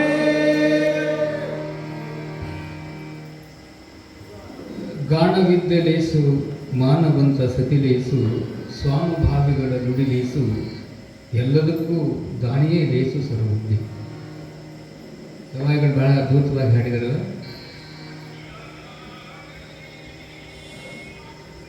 ಆಮ್ಲಪಾಣಿ ಅನ್ನುವಂಥ ಒಬ್ಬ ಸುಂದರ ಯುವತಿ ಬುದ್ಧನ ಪ್ರವಚನಕ್ಕೆ ಹೋಗ್ತಾ ಇದ್ದಂತೆ. ವಯಸ್ಸು 18ರಿಂದ 20ರ ಒಳಗಡೆ ಇರುವಂಥ ಅತಿ ಸುಂದರವಾದ ಯುವತಿ. ನಿತ್ಯದಲ್ಲೂ ಹೋಗ್ತಿದ್ಲಂತ ನೋಡ್ರಿ. ಯಾವಾಗ ಅವಳ ಹೆಸರೇನು? ಆಮ್ಲಪಾಣಿ. ಬುದ್ಧನ ದಿವ್ಯವಾದ ಪ್ರಬುದ್ಧವಾದ ಪ್ರವಚನವನ್ನು ಕೇಳಲಿಕ್ಕೆ ಹೋಗ್ತಾ ಇದ್ಲು. ಅವಳ ಸೌಂದರ್ಯಕ್ಕೆ ಮಾರು ಹೋಗಿರತಕ್ಕಂಥ 18 ಜನ ಯುವ ಸಾಮ್ರಾಟರು, ರಾಜರ ಮಕ್ಕಳು ಅವಳ ಹಿಂದನೇ ಬಂದರಂತೆ. ಅವಳ ಸೌಂದರ್ಯವನ್ನು ನೋಡಿ ಹೇಳಿದ್ರಂತೆ, ನೋಡು, ನಮ್ಮಲ್ಲಿ ಒಬ್ಬರನ್ನ ಯಾರನ್ನಾದರೂ ಮದುವೆಯಾಗು, ನಾವು ನಿನ್ನ ಹಿಂದೆ ಬರ್ತಕ್ಕಂಥವ್ರು ಸಾಮಾನ್ಯರಲ್ಲ, ಈ ನಾಡನ್ನ ಆಳ್ತಕ್ಕಂಥ ರಾಜರ ಮಕ್ಕಳಿದ್ದೇವೆ, ಯುವ ಸಾಮ್ರಾಟರಿದ್ದೇವೆ. ನಮ್ಮನ್ನ ಮದುವೆ ಮಾಡಿಕೊಂಡು ಅರಮನೆ ಒಳಗೆ ರತ್ನಗಂಬಳಿ ಮೇಲೆ ವಿಲಾಸದ ಬದುಕನ್ನು ತೆಗೆದುಕೊಳ್ಳುವುದು ಬಿಟ್ಟು ಆ ಬುದ್ಧನ ಪ್ರವಚನದಲ್ಲಿ ಅಂಥದ್ದೇನು ನೋಡಿ ನೀನು? ನಮ್ಮಲ್ಲಿ ಒಬ್ಬರನ್ನು ಯಾರಾದರೂ ಮದುವೆಯಾಗಿ ಆರಾಮಿರುವುದು ಬಿಟ್ಟು ಆ ಬುದ್ಧನ ಪ್ರವಚನದಲ್ಲಿ ಏನು ಅಂಥದ್ದೇನು ಕಂಡಿನಿ ಕೇಳಿನಿ ಅಂದಾಗ ಆಮ್ಲಪಾಣಿ ಹುಡುಗಿ ಹೇಳಿದ್ಲು ಅಂತ. ಯಾವ ವಯಸ್ಸು ಸಣ್ಣದಿರಬಹುದು, ಆದರೆ ಅವಳ ಇಟ್ಟಿರುವ ಹೆಜ್ಜೆ ಎಷ್ಟು ದೊಡ್ಡದಿತ್ತು ಅಂತಂದರೆ ಆಧ್ಯಾತ್ಮದತ್ತ ಹೆಜ್ಜೆ ಇಟ್ಟಿರುವ ಆಮ್ಲಪಾಣಿ ಹುಡುಗಿ ಹೇಳ್ತಾಳೆ, ಮಹಾರಾಜರೇ, ಅರಮನೆ ಒಳಗ ಎಲ್ಲ ಐತಂತ ಹೇಳಕತ್ತೀರಲ್ಲ, ನೆನಪಿಟ್ಟುಕೊಳ್ರಿ, ಅರಮನೆಗಳು ಒಂದು ಕಾಲಕ್ಕೆ ಅಳಿದು ಹೋಗ್ತವ, ಗುರುಮಣಿಗಳು ಶಾಶ್ವತವಾಗಿ ಇರ್ತವೆ ಅಂತ ಹೇಳಿದ್ರು. ಎಷ್ಟು ಅರಮನೆಗಳಿದ್ದವು ರೀ? 500 ಸಂಸ್ಥಾನಗಳಿದ್ದ ಅರಮನೆಗಳು. ರಾಮನ ಕಾಲಕ್ಕಿರುವ ಸಂಪತ್ತು ಉಳಿದದೆ, ಪಾಂಡವರ ಕಾಲಕ್ಕಿರುವ ಸಂಪತ್ತು ಉಳಿದದೆ. ಕೃಷ್ಣದೇವರಾಯನು ವಿಜಯನಗರ ಸಾಮ್ರಾಜ್ಯದ ಅರಸನಾಗಿರ್ತಕ್ಕಂಥ ಕೃಷ್ಣದೇವರಾಯರ ಕಾಲಕ್ಕೆ ಇರುವ ಸಂಪತ್ತು ಉಳಿದದೇನು? ಈ ಭೂಮಿ ಮೇಲೆ ಉಳಿಯುವುದು ಯಾವುದು ಅಂತಂದರೆ ಗುರುಮಣಿಗಳು ಮಾತ್ರ ಜೀವಂತವಾಗಿ ಉಳಿತಾವೆ, ಎಲ್ಲವೂ ಅಳೆದು ಹೋಗ್ತದೆ. ನೆನಪಿರಲಿ. ಯಾಕೆ? ಗುರುಮಣಿಗಳಿಗೆ ಸೂರ್ಯಚಂದ್ರ ಇರುವರಿಗೂ ಕೂಡ ಪರಂಪರೆ ಉಳ್ಕೊಂಡು ಬರುತ್ತದೆ. ಆ ದಿಶೆಯೊಳಗೆ ಇಂದು ಸಂಗಮ ಕ್ಷೇತ್ರಕ್ಕೆ ಮಹಂತ ಶಿವೀಲಿಗಳವರು ಸಂಚಾರ ಮೂರ್ತಿಗಳಾಗಿ ಬರುವಂಥ ಸಂದರ್ಭದಲ್ಲಿ ಅಲ್ಲಿ ಶ್ರೇಷ್ಠ ಪುಣ್ಯ ದಂಪತಿಗಳಾಗಿರ್ತಕ್ಕಂಥ ಕರಿವೀರ ಶೆಟ್ಟಿ ಮತ್ತು ವೀರಮ್ಮ ಅನ್ನುವಂಥ ದಂಪತಿಗಳು ಸದಾಚಾರ ಸಂಪನ್ನರಾಗಿ, ಗುರುಲಿಂಗ ಜಂಗಮ ಪ್ರೇಮಿಗಳಾಗಿ, ದಾಸೋಹದ ಶಿವಶಿಲ್ಪಿಗಳಾಗಿ ಬಂದ ಭಕ್ತರನ್ನ, ಶಿಷ್ಯರನ್ನ ಸಲಹುತ್ತಾ ತಮ್ಮ ಜೀವನವನ್ನು ಧರ್ಮ ಮಾರ್ಗದಲ್ಲಿ, ಶಿವ ಮಾರ್ಗದಲ್ಲಿ ನಡೆಸಿಕೊಂಡು ಹೋಗುವ ಸಂದರ್ಭದಲ್ಲಿ ಅವರಿಗೇನು ಕೊರತೆ ಇತ್ತು ಅಂತಂದರೆ ಸಂತಾನ. ಲಿಂಗಾಯತರು ನೆನಪಿಟ್ಟುಕೊಳ್ಳಬೇಕಾದ ಒಬ್ಬ ವ್ಯಕ್ತಿಯಾಗಿ ಹೋಗ್ತಾನೆ. ನಾವೆಲ್ಲ ಲಿಂಗಾಯತರು ಅದೇವಲ್ಲ. ಯಾರು? ಸಿರಸಂಗಿ ಲಿಂಗರಾಜರು. ಸಿರಸಂಗಿ ಲಿಂಗರಾಜರ ಸಂಸ್ಥಾನ ಎಷ್ಟು ದೊಡ್ಡದಿತ್ತು ಅಂತಂದರೆ, ಜಯಪ್ಪ ದೇಸಾಯಿ ಅಂತ ಹಿಂದಿನ ಮಹಾರಾಜ, ಆ ಜಾಯಪ್ಪ ದೇಸಾಯಿಗೆ ಮಕ್ಕಳಾಗೋದಿಲ್ಲ ಅಂತ ತಿಳ್ಕೊಂಡು ದತ್ತು ಪುತ್ರನನ್ನು ತೆಗೆದುಕೊಳ್ತಾರೆ ಲಿಂಗರಾಜರು. ಲಿಂಗರಾಜರನ್ನ ದತ್ತು ಪುತ್ರವಾಗಿ ತೆಗೆದುಕೊಳ್ಬೇಕಾದ್ರೆ ಹೆಂಗ ಹುಡುಕಿದ್ರು ದತ್ತು ಪುತ್ರನನ್ನ ಅಂತಂದ್ರೆ, ಸಿರಸಂಗಿಯ ಸಂಸ್ಥಾನದ ಒಡೆಯರಾಗಿರ್ತಕ್ಕಂಥ ಜಾಯಪ್ಪ ದೇಸಾಯಿ ಆಗಿನ ಕಾಲದಲ್ಲಿ ಪೇಪರ್ದಲ್ಲಿ ಪ್ರಕಟಣೆ ಕೊಟ್ಟನಂತ. ಏನಂತ? ಯಾರಾದರೂ ಸಿರಸಂಗಿಯ ಸಂಸ್ಥಾನಕ್ಕೆ ದತ್ತು ಮಕ್ಕಳನ್ನ ಕೊಡಬಹುದು ಅಂತ ಪ್ರಕಟಣೆಯನ್ನು ತಿಳಿಸಿದ್ರೆ, ಅದ್ರಿ 4,000 ಎಕರೆ ಜಮೀನು ಸಿರಸಂಗಿ ಸಂಸ್ಥಾನ. ಅವರ ಹೊಲದೊಳಗೆ ಒಂಟೆಗಳು ರಂಟಿ ಹೊಡಿತಿದ್ವು ಅಂತ, ಅಷ್ಟು ಸಂಸ್ಥಾನ. 1,000 ಕೂಲಿ ಕಾರ್ಮಿಕರು ನಿತ್ಯದಲ್ಲೂ ಹೊಲದಲ್ಲಿ ದುಡಿತಿದ್ರು, ಅಷ್ಟು ದೊಡ್ಡ ಸಂಸ್ಥಾನ. ಅಂತಹ ಸಂಸ್ಥಾನಕ್ಕೆ ಮಕ್ಕಳನ್ನ ಕೊಡಕ್ಕೆ ಯಾರು ಇಲ್ಲ ಅಂತಾರ. ಎಲ್ಲ ಮಕ್ಕಳನ್ನ ಬಟ್ಟೆ ಉಡುಗೊರೆ ಹಾಕೊಂಡು ಕರ್ಕೊಂಡು ಬಂದ್ರು. ಸಾವಿರಾರು ಮಕ್ಕಳು ಬಂದಿದ್ರಂತ ನೋಡ್ರಿ. ಒಂದು ಸಂಸ್ಥಾನಕ್ಕೆ ಬೇಕಾಗಿದ್ದು ಒಂದು ಮಗು ಕರ್ಕೊಂಡು ಬಂದವರು ಎಷ್ಟ್ರಿ? 1000 ಮಂದಿ ಕರ್ಕೊಂಡು ಬಂದಿದ್ರು ತಮ್ಮ ತಂದೆ ತಾಯಿ. ಎಲ್ಲರೂ ಬಂದು ನಿಂತಿದ್ರು. ವಾಡಿಯ ಮೇಲೆ ಬಂದರು ಜಾಯಪ್ಪ ದೇಸಾಯಿ ಬರ್ತಾನೆ. ಸಿರಸಂಗಿಯ ಸಂಸ್ಥಾನದ ಮೂಲ ಪುರುಷನಾದ ಜಾಯಪ್ಪ ದೇಸಾಯಿ ಎಲ್ಲ ಮಕ್ಕಳನ್ನು ನೋಡ್ತಾನೆ. ನೋಡಿ ಯಾರು ಮನುಷ್ಯ ಬರಲಿಲ್ಲ ಅವರಿಗೆ. ಏನು ಎಷ್ಟು ಸೂಕ್ಷ್ಮ ಸ್ವಭಾವ ಇತ್ತಂದ್ರೆ, ಕಾರ್ಕೊಂಡ್ರು ಕರೆದಂತ ಜಯಪ್ಪ ದೇಸಾಯಿ. ನೋಡ್ರಿಪ್ಪ, ಇಲ್ಲಿ ಬಂದವರು ಯಾರು ಮನುಷ್ಯಗೆ ಬಂದಿಲ್ಲ, ಅವ್ರಿಗೆ ನಿರಾಶೆ ಆಗಬಾರ್ದು. ಬಂದಂಥ ತಂದೆ ತಾಯಿಗೆ ಉಡುಗೊರೆ ಕೊಡ್ರಿ, ಹುಡುಗರಿಗೆ ಉಡುಗೊರೆ ಕೊಡ್ರಿ, ಊಟ ಮಾಡಿಸಿ ಅವ್ರ ಊರಿಗೆ ಅವ್ರು ಕಳಿಸಿಬಿಡ್ರಿ ಅಂತ ಹೇಳಿ ಹೋಗ್ಬಿಟ್ರು. ಅವರು ಅವ್ರಿಗೆ ಉಡುಗೊರೆ ಕೊಟ್ಟರು, ಊಟ ಮಾಡಿಸಿ ಹೇಳ್ತಾರೆ, ಇಲ್ಲಿ ಬಂದಂಥ ಯಾವ ಮಗನೂ ಬೇಡ ಅಂತ, ನೀವು ನಿಮ್ಮ ಊರಿಗೆ ಹೋಗ್ಬೋದು ಅಂತ ಹೇಳಿದರು. ಹೋದ್ರವರು ಸ್ವತಃ ಜಯಪ್ಪ ದೇಸಾಯಿ ದತ್ತು ಪುತ್ರನನ್ನು ಹುಡುಕಕ್ಕೆ ತಾವು ಹೋದ್ರಂತೆ. ಹೆಂಗೆ ಹೋದ್ರು? ಮಹಾರಾಜರಾಗಿ ಹೋಗಲಿಲ್ಲ. ಒಬ್ಬ ಸಾಮಾನ್ಯ ಒಕ್ಕಲಿಗರು ಇರ್ತಾನೆ, ಹೆಗಲ ಮೇಲೆ ವಸ್ತ್ರ, ತಲೆ ಮೇಲೆ ಚಪ್ಪಲಿ ಹಾಕ್ಕೊಂಡು ಪರಸ್ಪರದವ್ರು ನೋಡಿದ್ರೆ ಯಾವನೋ ಒಬ್ಬ ಕೂಲಿ ಕೆಲಸ ಮಾಡಬಹುದು ಅನ್ನುವಂಥ ಮಾರುವೇಷದಿಂದ ಈ ನಾಡನ್ನು ಸುತ್ತ ಎಲ್ಲಿಗೆ ಬರ್ತಾರೆ ಅಂದ್ರೆ, ಗದಗ ಜಿಲ್ಲೆ ಲಕ್ಷ್ಮೇಶ್ವರದ ಹತ್ರ ಸಂತಿ ಶಿಗ್ಲಿ ಅಂತ ಒಂದು ಊರದ, ಹೂವಿನ ಶಿಗ್ಲಿ ಮತ್ತು ಸಂತಿ ಶಿಗ್ಲಿ ಅಂತದ. ಆ ಊರಾಗ ಹುಡುಕೊಂತ ಬಂದ್ರೆ 5 ವರ್ಷದ ಹುಡುಗ ಅವರಪ್ಪ ಮಣಿ ಕಟ್ಟಾಕತ್ತಿದ್ದಂತ. ಆ ಮಣಿ ಕಟ್ಟುವಂಥ ತಂದೆಯ ಕೆಲಸದಲ್ಲಿ ಆಸರೆಯಾಗಲಿಕ್ಕೆ 5 ವರ್ಷದ ಹುಡುಗ ಮಣ್ಣು ಹೊರಕತ್ತಿದ್ದಂತೆ, ಪುಟ್ಟಿ ಹೊತ್ತುಕೊಂಡು ತಲೆ ಮ್ಯಾಗ. ಇದು ನೋಡ್ತಾರ ಜಯಪ್ಪ ದೇಸಾಯಿ. ಅವ ತಂದೆ ಭಾಳ ಬಡವ. ಅವ್ನು ನೋಡ್ರಿ, ಬಡತನಕ್ಕೆ ಮಕ್ಕಳು ಭಾಳ ಅಂದಂಗೆ 5 ಜನ ಗಂಡು ಮಕ್ಕಳಿದ್ರು. ಅವಂಗ ಹಿರಿಯ ಹುಡುಗನ ಇವ. ತಲೆ ಮೇಲೆ ಬುಟ್ಟಿ ಹೊತ್ಕೊಂಡು ಮಣ್ಣು ಹೊರಕತ್ತಿದ್ದ. ಜಯಪ್ಪ ದೇಸಾಯಿ ದೂರದಿಂದ ನೋಡಿದ್ರು. ಈ ವಯಸ್ಸಿನೊಳಗೆ ಇವ ಮಣಿಯ ಕಷ್ಟದ ಮಣ್ಣನ್ನು ಮೇಲೆ ತಲೆ ಮೇಲೆ ಹೊತ್ಕೊಂಡಾನ ಅಂತಂದ್ರೆ, ಮಣಿ ಭಾರ ಹೊತ್ಕೊಂಡು ಹೊಂಟಾನ. ಹೊತ್ತಿರುವ ವಯಸ್ಸೆಷ್ಟು? 5 ವರ್ಷದೊಳಗನ ಇವ ಮಣಿ ಭಾರ ಹೊತ್ತಾನ. ಅಂದ ಬಳಿಕ ಇವ ಸಿರಸಂಗಿ ಸಂಸ್ಥಾನವನ್ನು ಹೊರವತ್ತು ಸಮರ್ಥದಾನ ಅಂತ ತಿಳ್ಕೊಂಡು ಆ ಬಡವ ತಂದೆಯ ಹತ್ರ ಬಂದು ಕೇಳ್ತಾರೆ ದೇಸಾಯಿ, ಎಷ್ಟು ಮಂದಿ ಮಕ್ಕಳಪ್ಪ? 5 ಮಂದಿ ಅದವ್ರಿ. ಏನು ಮಾಡಬೇಕು? ಉಣ್ಣಾಕ ಮುಂಜಾನೆ ಉಂಡ್ರೆ ಸಂಜೆಗಿಲ್ಲ, ಸಂಜೆಲಿ ಉಂಡ್ರೆ ಮುಂಜಾನೆಗಿಲ್ಲ. ನೋಡು ಭಗವಂತ ಹೆಂಗಿಟ್ಟ ನೋಡ್ರಿ. ಹಾಂ, ಅವಾಗ ಜಯಪ್ಪ ದೇಸಾಯಿ ಅಂದಂತ, ಈ ಮಣ್ಣು ಹೊರಕತ್ತೇನಲ್ಲ, ಈ ಹುಡುಗನ ನಮ್ಗೆ ದತ್ತು ಕೊಡ್ತೀಯನಪ್ಪ. ಅಲ್ರಿ ನೀವು ಯಾರು ಅಂದ? ನಾನು ರಾಜಮಾನ್ ರಾಜ್ ಸರ್ ರಾವ್ ಬಹದ್ದೂರ್ ಜಯಪ್ಪ ದೇಸಾಯಿ ಸಿರಸಂಗಿ. ತಲೆ ಮ್ಯಾಗೆ ಮುಟ್ಟಿನ ಕೈ ಬಿಟ್ಟ. ಯಪ್ಪ, ನಿಮ್ಮ ಹೆಸರು ಕೇಳಿದ್ದೆ, 4,000 ಎಕರೆ ಜಮೀನನ್ನು ಹೊಂದಿರುವಂಥ ಶ್ರೀಮಂತರು ನೀವು. ಏನು? ಹೌದಪ್ಪ, ನನಗೆ ದತ್ತು ಪುತ್ರ ಬೇಕಾಗ್ಯಾನ. ನನ್ನ ಸಂಸ್ಥಾನವನ್ನು ಸಮಗ್ರವಾಗಿ ಮುನ್ನಡೆಸಿಕೊಳ್ಳಲಿಕ್ಕೆ ನಿನ್ನ ಮಗ ಯೋಗ್ಯದಾನ ಅಂತ ಕೇಳಕತ್ತೀನಿ. ಅಪ್ಪ, ಯಾರು ಬೇಡಂತಾರ? ಹುಡುಕಾಡುವಂಥ ಬಳ್ಳಿ ಕಾಲಾಗ ಸಿಕ್ಕೊಂಡಂಗಾತು, ನನ್ನ ಬಡತನ ದೂರ ಆತು, ತಗೊಂಡವರು ಅಂತ ತಿಳ್ಕೊಂಡು ಕರಳು ಬಳ್ಳಿಯಲ್ಲಿ ಕೊಟ್ಟು ಬಿಡುತ್ತಾನ. ಆ ಬಡವ ತಗೊಂಡು ಬಂದು ಇವರಿಗೆ ಅರಮನೆ ಒಳಗನ ಸಂಸ್ಥಾನದಲ್ಲಿ ಶಿಕ್ಷಣ ಕಲಿಸ್ತಾರೆ, ವಿದೇಶಕ್ಕೆ ಕಳಿಸಿಕೊಡ್ತಾರೆ. ಯಾರಿಗೆ? ಲಿಂಗರಾಜರನ್ನು. ಅವರೇ ಲಿಂಗರಾಜರು. ಲಿಂಗರಾಜ ಊರು ಯಾವ್ದ್ರಿ? ಲಕ್ಷ್ಮೇಶ್ವರದ ಹತ್ರ ಸಂತಿ ಸಿಗ್ಲಿಯ ಬಡವನ ಮಗನ್ನ ಕರ್ಕೊಂಡು ಬಂದು ಸಂಸ್ಥಾನದ ಎಲ್ಲ ದಾನ ಪತ್ರಗಳನ್ನು ಅವ್ರ ಹೆಸರಲ್ಲೇ ಬರೀತಾರೆ. ಆದರೆ ದುರಾದೃಷ್ಟ, ಒಂದನೇ ಹೆಂಡತಿ ಲಗ್ನ ಮಾಡಿದ್ರು, ಮಕ್ಕಳಾಗಲಿಲ್ಲ. ಎರಡನೇದ್ದು ಮಾಡಿದ್ರು, ಮಕ್ಕಳಾಗಲಿಲ್ಲ. ಸುಮಾರು 6 ಜನ ಹೆಂಡತಿಯರನ್ನು ಮದುವೆ ಮಾಡಿಕೊಂಡ ಲಿಂಗರಾಜ, ಆದರೂ ಮಕ್ಕಳಾಗಲಿಲ್ಲ.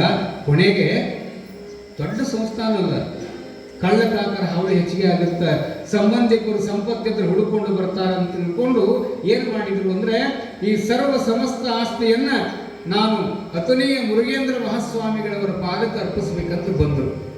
ಅಥಣಿಗೆ ಬರ್ತಾರೆ. ಅಥಣಿಗೆ ಬಂದರು. ಮುರುಗೇಂದ್ರ ಮಹಾಸ್ವಾಮಿಗಳ ಹತ್ರ ಅಲ್ಟಾಳ್ ರುದ್ರಗೌಡರು, ಡೆಪ್ಯೂಟಿ ಚನ್ನಬಸಪ್ಪನವರು ಕುತ್ಕೊಂಡಿದ್ರು. ಬಂದು ತಮ್ಮ ಸಮಸ್ತ ಆಸ್ತಿಯನ್ನ ಅಥಣಿಯ ಮುರುಗೇಂದ್ರ ಮಹಾಸ್ವಾಮಿಗಳವರ ಗಚ್ಚಿನ ಮಠಕ್ಕೆ ಬರೆದು ಕೊಟ್ಟು ಕಂಚಿನ ಪತ್ರದಲ್ಲಿ ಬರೆದು ಪಾದಕ್ಕಿಟ್ಟು ನಮಸ್ಕಾರ ಮಾಡಿ ಹಿಂದಕ್ಕೆ ಸರವರು ಅಲ್ಟಾಳ್ ರುದ್ರಗೌಡರು, ಏನ್ರಿಪ್ಪ ದೇಸಾಯಿ ಏನೋ ತಂದಿರಲ್ಲ, ಏನಿಲ್ರಿಪ್ಪ ನಮ್ಮ ಸಮಸ್ತ ಆಸ್ತಿಯನ್ನ ನಾನು ಅಥಣಿ ಮಠಕ್ಕೆ ಕೊಡಬೇಕಂತ ಮಾಡೀನಿ ಅಂತಂದಾಗ, ಯವ್ವ ಅಥಣಿ ಶಿವಗಳವರ ವೈರಾಗ್ಯ ಹೆಂಗಿತ್ತು ಅಂತಂದರೆ, ಎಂಥ ವೈರಾಗ್ಯ ಮೂರ್ತಿಗಳು ಅಥಣಿ ಶಿವಗಳು ಅಂತಂದರೆ, ಅಲ್ರಿಪ್ಪ ನಮಗೇನು ಈ ಸಂಪತ್ತು ಮಠದ ಅವಶ್ಯಕತೆ ಇಲ್ಲ, ಇಲ್ಲಪ್ಪ ಇದನ್ನು ಮನಸಾ ಇಚ್ಛೆಯಿಂದ ನಾನು ನಿಮ್ಮ ಮಠಕ್ಕೆ ಕೊಡಾಕತ್ತೀನಿ ಅಂತಂದರೆ, ಬಹುಶಃ ಆ ಜಾಗದಲ್ಲಿ ಬೇರೆ ಯಾರಾದರೂ ಇದ್ರ ಅಂದ್ರೆ ಭಾಳ ಸುಧಾತಗಳು ಅಂತಿದ್ರು, ಏನೋ ಗೊತ್ತಿಲ್ಲ. ಅಥಣಿ ಶಿವಗಳವರು ಎಂಥ ವೈರಾಗ್ಯದ ಮೂರ್ತಿ ಅಂತಂದ್ರೆ, ಅದಕ್ಕೆ ಅಪ್ಪ ಅಂದ್ರ ಧಾರವಾಡದ ಮೃತ್ಯುಂಜಯಪ್ಪ ಅಂತ, ಅಜ್ಜ ಅಂದ್ರ ಮುರುಗೋಡದ ಮಹಂತ ಅಜ್ಜ ಅಂತ, ಜಗದ್ಗುರುಗಳಂದ್ರ ಜಯದೇವ ಜಗದ್ಗುರುಗಳಂತ, ಶಿವಯೋಗಿ ಅಂದ್ರ ಅಥಣಿ ಶಿವಯೋಗಿ ಅಂತ. ನಮಗೇನಿದ್ರ ಅವಶ್ಯಕತೆ ಇಲ್ಲಪ್ಪ, ನಿನ್ನ ಹೆಸರು ಉಳಿಬೇಕಾದ್ರೆ ಅಲ್ಲಪ್ಪ ಬಗಾನ ಒಂದು ವೇಳೆ ಮದುವೆಯಾಗಿ ಮಕ್ಕಳಾಗಿದ್ದು ಅಂದ್ರೆ ಕೇವಲ 2-3 ಮಕ್ಕಳಿಗೆ ಮಾತ್ರ ತಂದೆ ಅನಿಸಿಕೊಳ್ತಿದ್ದೀಪ್ಪ ದೇಸಾಯಿ. ನಿನ್ನ ಸಮಸ್ತ ಆಸ್ತಿಯನ್ನ ಸಮಾಜದ ಬಡ ಮಕ್ಕಳಿಗೆ, ವಿದ್ಯಾಸಂಸ್ಥೆಗೆ, ವಿದ್ಯಾಕ್ರಾಂತಿಗೆ ದಾನ ಮಾಡು. ನಿನ್ನ ಹೆಸರು ಸೂರ್ಯಚಂದ್ರ ಇರುಮಠ ಉಳಿತೈತೆ ಅಂತ ತಿಳ್ಕೊಂಡು ಅಥಣಿ ಶಿವಗಳವರು ಆಶೀರ್ವಾದ ಮಾಡಿ ಕಳಿಸಿದ ಮೇಲೆ, ಅಥಣಿ ಶಿವಗಳವರ ಉದಾರತೆ ಎಷ್ಟು ದೊಡ್ಡದಿತ್ತು ಅಂದರೆ, ಸಮಸ್ತ ಆಸ್ತಿಯನ್ನ ಸಿರಸಂಗಿ ಲಿಂಗರಾಜರು ಸಮಾಜದ ಮಕ್ಕಳಿಗೆ ಶಿಕ್ಷಣಕ್ಕೆ ಕೊಡ್ತಾರ. ಅದ ಈ ಭಾಗದಲ್ಲಿ KLE ಸಂಸ್ಥೆಯಾಗಿ ಹೊರಗೆ ಬರುತ್ತದೆ. ಯಾರಿಗೂ ಗೊತ್ತಿಲ್ಲ KLE ಅದರ ದಾನ ಮಾಡಿದವರು ಯಾರು? ಸಿರಸಂಗಿ ಲಿಂಗರಾಜರು. ಯಾರ ಪ್ರಭಾವದಿಂದ? ಮತ್ತು ಅಲ್ಲಿಗೆ ಬರಬೇಕ್ರಿ, ಗುರುವಿನ ಸನ್ನಿಧಾನಕ್ಕೆ ಬರಬೇಕು. ನಮಗೆ ಮೋಕ್ಷಾಪೇಕ್ಷೆಗಳು ದೊರಿಬೇಕಾದ್ರೆ, ಒಳ್ಳೆಯ ಮಾರ್ಗದರ್ಶನ ಸಿಗಬೇಕಾದ್ರೆ ಗುರುಗಳ ಹತ್ರನ ಬರಬೇಕು. ಇವತ್ತು ಲಿಂಗರಾಜರಿಲ್ಲ, ಮಗನ ಒಂದೇಳೆ ಮಕ್ಕಳಾಗಿದ್ವು ಅಂತಂದ್ರೆ 2-3 ಮಕ್ಕಳಿಗೆ ತಂದೆ ಎನಿಸಿಕೊಂತಿದ್ರು ಗೊತ್ತಿಲ್ಲ. ಆದ್ರೆ ಅಥಣಿ ಶಿವಗಳವರ ಮಾರ್ಗದರ್ಶನ ತಮ್ಮ ಸಮಸ್ತ ಆಕೆಯನ್ನು ಸಮಾಜಕ್ಕೆ ಕೊಟ್ಟರೆ ಇವತ್ತು ಅನೇಕ ವಿದ್ಯಾರ್ಥಿಗಳು ಅವರ ಕೊಟ್ಟಿರ್ತಕ್ಕಂಥ ಸಂಸ್ಥೆಯೊಳಗೆ ಶಿಕ್ಷಣವನ್ನು, ವಿದ್ಯೆಯನ್ನು, ಅನ್ನವನ್ನು, ಆಶ್ರಯವನ್ನು ಪಡ್ಕೊಂಡಿದ್ದಾರೆ. ಅದಕ್ಕೆ ಇಲ್ಲಿ ಸಂಗಮ ಕ್ಷೇತ್ರದಲ್ಲಿರ್ತಕ್ಕಂಥ ಕರಿವೀರ ಶೆಟ್ಟರು ವೀರಮ್ಮನವರಿಗೆ ಮಕ್ಕಳಲ್ಲಿಲ್ಲ. ಆ ಹೆಣ್ಮಗಳು ಸಂಕಲ್ಪ ಮಾಡಿದ್ಲು ಅಂತ ನೋಡ್ರಿ. ಏನಂತ? ಅವಳು ಹಿಂಗೆ ಶಿವಪುರಾಣವನ್ನು ಕೇಳಕ್ಕೆ ಬಂದಿದ್ಲು, ಬಸವಪುರಾಣ ಕೇಳಕ್ಕೆ ಬಂದಿದ್ಲು.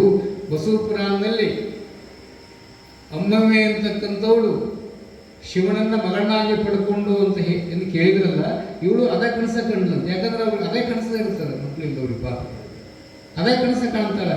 ಮೊನ್ನೆ ಪುರಾಣ ಕೇಳಕ್ಕೆ ಹೋದಾಗ ಅಮ್ಮಮ್ಮೆ ಅನ್ನುವಂಥ ಶರಣೆ ಶಿವನನ್ನ ಮಗಳನ್ನಾಗಿ ಮಾಡಿಕೊಂಡು ಮಲಿ ಉಳಿಸಿದ್ದು, ನನಗೆಲ್ಲ ಆ ಭಾಗ್ಯ ಬರುತ್ತವೆ ಅಂತ ತಿಳ್ಕೊಂಡು ಮನೆಯೊಳಗಿದ್ದಾಗ ನೋಡ್ರಿ, ಭಕ್ತರ ಮನಸ್ಸಿನ ಸಂಕಲ್ಪ ಏನಿರ್ತದಲ್ಲ ಅದು ಗುರುವಿಗೆ ಆಗಲೇ ಗೊತ್ತಾಗ್ಬಿಡುತ್ತೆ ಅಂತ ನೋಡಿ. ಹೆಂಗಿರ್ತಾನೆ ಗುರು ಅಂತಂದ್ರೆ, ಭಕ್ತರ ಕಷ್ಟವನ್ನು ಕಡಿಲಿಕ್ಕೇನೆ ಸದ್ಗುರು ಇರ್ತಾನೆ. ಯಾಕೆ ಈ ಮಾತಾಡಕತ್ತೀನಿ ಅಂದ್ರೆ, ಈ ಮಠಕ್ಕೆ ನೀವು ಹುಡುಗರು ಬಂದಿದ್ರು ಮುಂಜಾನೆ ದೇವ ಗಮನದಲ್ಲಿರಲಿ. ಅವ್ರ ಹೆಸರು ಏನಂತಂದ್ರೆ ನಾಗರಾಜ್ ಮಲ್ಲಿಕಾರ್ಜುನ್ ಹುಲಿ ಅಂತ ತಿಳ್ಕೊಂಡು, ಮುಂಜಾನೆ ಅದವರು ಪೂಜೆ ಆಗುವ ಸಂದರ್ಭದಲ್ಲಿ ಅವರು ಅಲ್ಲಿ ಕುತ್ಕೊಂಡಿದ್ರು. ನಾ ಹುಡುಗರು ನೋಡಿದೆ, ತಮ್ಮ ಇದವರಾರು ಅಂತ ನಾನಂದೆ, ಇಲ್ರಿ ನಮ್ಮದು ಹುಲಿ ಅಂತ ಬರ್ತದೆ. ಹೌದಾ, ಇಲ್ಲೇನು ತೋರಿಸ್ಕೊಳ್ಳಕ್ಕೆ ಬಂದೀವಿ ಅಂತ ನಾನು ಕೇಳಿದೆ. ಇಲ್ರಿಪ್ಪ, ಇವ ನಮ್ಮ ಅಣ್ಣ ಮಲ್ಲಿಕಾರ್ಜುನ, ನನ್ನ ಹೆಸರು ನಾಗರಾಜ್ ಅಂತ ಹೇಳಿದ. ನಿಮಗೇನಾಗಿತ್ತು ಅಂತ ಕೇಳಿದೆ. ಆ ಹುಡುಗ ಹೇಳಿದ, ಆ ಹುಡುಗನಿಗೆ ಮೈಯೆಲ್ಲ ಬೆಳಪಾಗಿತ್ತು ಅಂತ. ಮೈ ಒಳಗೆ ಚರ್ಮ ಏನೈತಲ್ಲ, ಕೆಂಪು ಚರ್ಮ ಒಂದು ಉಳಿದಿದ್ದಲ್ಲ, ಎಲ್ಲವೂ ಬೆಳ್ಳಗಾಗಿ ಹೋಗ್ಬಿಟ್ಟಿತ್ತಂತ ಹುಡುಗಂದು. ಎಷ್ಟನೇ ಕ್ಲಾಸ್ನೊಳಗೆ ಇದ್ದೀಪ ಅಂತ ನಾನು ಕೇಳಿದೆ. ಅಥವಾ ನಾನು 6ನೇ ಕ್ಲಾಸಿಗೆ ಮೈಯೆಲ್ಲ ಬೆಳುಪಾಗಿಬಿಟ್ಟಿತ್ತು, ಕಣ್ಣು ರೋಗ ಆಗಿತ್ತು. ಎಲ್ಲ ಕಡೆ ತೋರಿಸಿಕೊಂಡೆ, ಎಲ್ಲ ಕಡೆ ವೈದ್ಯರ ಬಳಿಯ ಸಲಹೆಯನ್ನು ಕೇಳಿದೆ. ಆದರೂ ಸಹಿತ ನನಗೆ ಗುಣಮುಖವಾಗಲಿಲ್ಲ. ಕೊನೆಗೆ ನನಗೆ ದಾರಿ ತೋರಿಸಿದ್ದು ಮೌನ ಮಲ್ಲಿಕಾರ್ಜುನ ಅಪ್ಪಂಗಡವರ ಮಠ.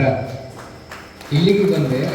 ಏನಂದ್ರು ಅಂತ ಭಾಳ ಚಂದ ಹೇಳಿದ ಹುಡುಗ. ನಾನು ಕುತ್ಕೊಂಡು ಕೇಳಿದೆ, ಏನು ಹೇಳಿದ್ರು ಅವರು ಅಂತಂದರೆ, ಏನಿಲ್ಲ, ಅವರು ಪೂಜೆ ಕೂತ್ಕೊಂಡಾಗ ಇಷ್ಟು ದಿನ ಹೇಳಿದ್ರಂತ ಅಜ್ಜವರು, ದಿನ ಸರಿಯಾದ ಸಮಯಕ್ಕೆ ಬಂದು ಪೂಜೆಯಲ್ಲಿ ಭಾಗಿಯಾಗಿ ಪಾದೋದಕ ಪ್ರಸಾದವನ್ನು ಸ್ವೀಕಾರ ಮಾಡಿಕೊಂಡು ಹೋಗಪ್ಪ, ನಿನಗೆ ಬಂದಿರುವ ತೊಂದು ರೋಗ ದೂರ ಆಗ್ತದೆ ಅಂತ ತಿಳ್ಕೊಂಡು ಹೇಳಿದಾಗ ನೋಡಿ, ಆ ಹೂಲಿಯಿಂದ ಹುಡುಗ ನಾಗರಾಜ ಅನ್ನುವಂಥ ಹುಡುಗ ಬಂದು ಅಜ್ಜವರ ಪಾದೋದಕ ಪ್ರಸಾದದಲ್ಲಿ ಭಾಗಿಯಾಗಿ ಮಠದ ಸೇವೆಯನ್ನು ಮಾಡಿ ಅಂಗೀಕಾರ ತೋರಿಸಿದ ನನಗವ. ಇಲ್ಲೇ ರೂಮ್ನ್ಯಾಗ ಬಂದು ನಾನು ರೂಮಿಗೆ ಬಂದು ಎಲ್ಲ ದೇಹದ ಮೇಲೆ ಎಲ್ಲ ಕಡೆ ಇತ್ತು ಅಂಗೀಕಾರರು ದುಬ್ಬ ತೋರಿಸಿದ, ಮುಂದೆ ಎದೆಯನ್ನು ತೋರಿಸಿದ. ನಾನು ನೋಡಿದೆ, ಈ ಕಲಿಯುಗದಲ್ಲೂ ಸಹಿತ ರೋಗಿಗಳಿಗೆ ವೈದ್ಯರಿಗೂ ಕೂಡ ಆಶ್ಚರ್ಯ ಪಡುವಂಥ ಕಾರ್ಯಗಳು ಮಠದಲ್ಲಿ ನಡೆಯಕತ್ತದ.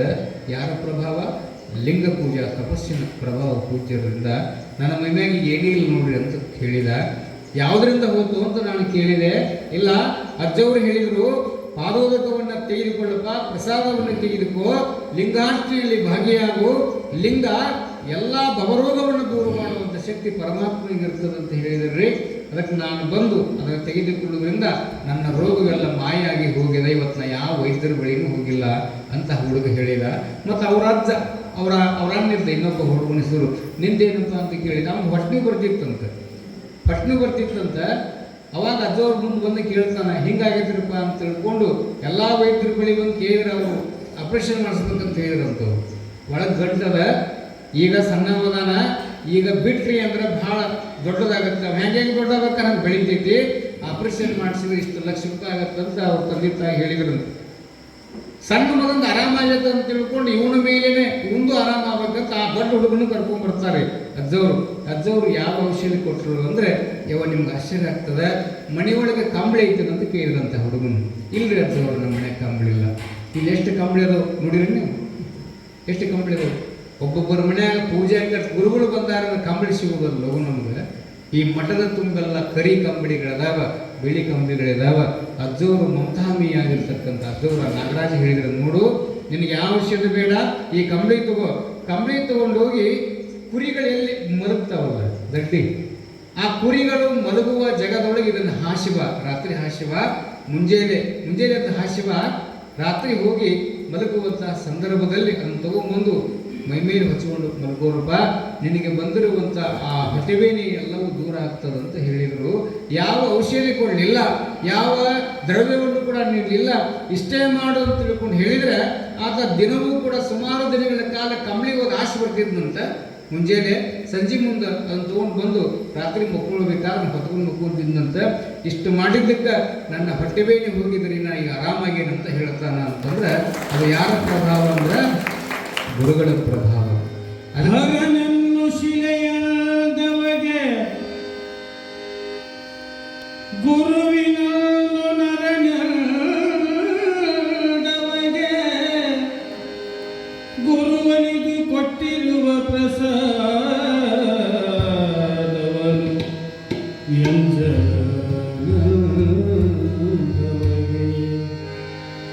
ರವರವರ ಕಥಪ್ಪದು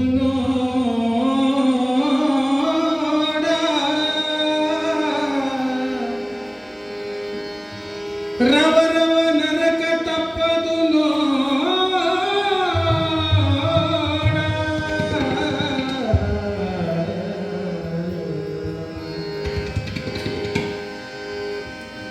ಏನೈತಿ ಜೀವನದಾಗ ಹೋಗುದೈತಿ ಮನ್ನಾಗ, ಏನೈತಿ ಜೀವನದಾಗ ಹೋಗುದೈತಿ ಮನ್ನಾಗ, ಚಿಂತಿಲ್ಲದ ಮನಿ ಹೋಗುದೈತಿ ಮನಿಯಾಗ, ಚಿಂತಿಲ್ದ ಹೋಗುದೈತಿ ಚಿಂತಿಲ್ಲದ ಮನಿಯಾಗ. ಏನೈತಿ ಜೀವನದಾಗ ಹೋಗುದೈತಿ ಮನ್ನಾಗ, ಏನೈತಿ ಜೀವನದಾಗ ಹೋಗುದೈತಿ ಮನ್ನಾಗ, ಚಿಂತಿಲ್ಲದ ಕೂಡುದೈತಿ ಜತಿಯಿಲ್ಲದ ಮನಿಯಾಗ, ಚಿಂತಿಲ್ಲದ ಕೂಡುದೈತಿ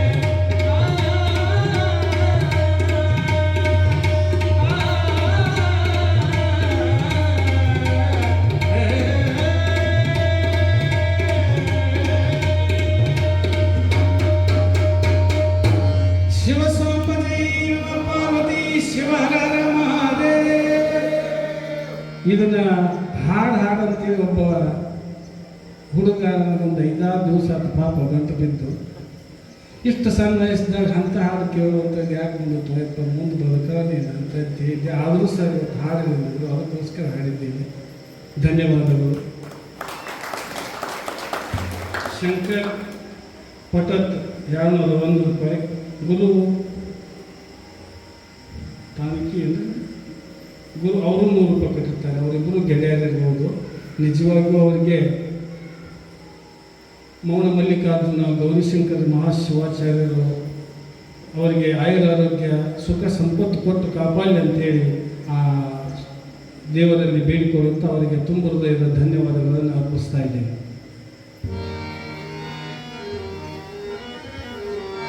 ಶಿವ ಸಾಂಬಜೇ ಪಾರ್ವತೀಶ್ವರ ಜಗಜ್ಯೋತಿ ಬಸವೇಶ್ವರ ಮಹಾರಾಜ್ ಕಿ, ಸಿದ್ಧಲಿಂಗೇಶ್ವರ ಮಹಾರಾಜ್ ಕಿ, ಇಷ್ಟಂದ್ರು ಹಿಂದೆ ಸುಮ್ಮನೆ ಕುಂತವ್ರ ಮಹಾರಾಜ್ ಕಿ ಜಯ ಜಯ. ಏನ್ ಹೇಳಕತ್ತೀನಿ ನಾನು?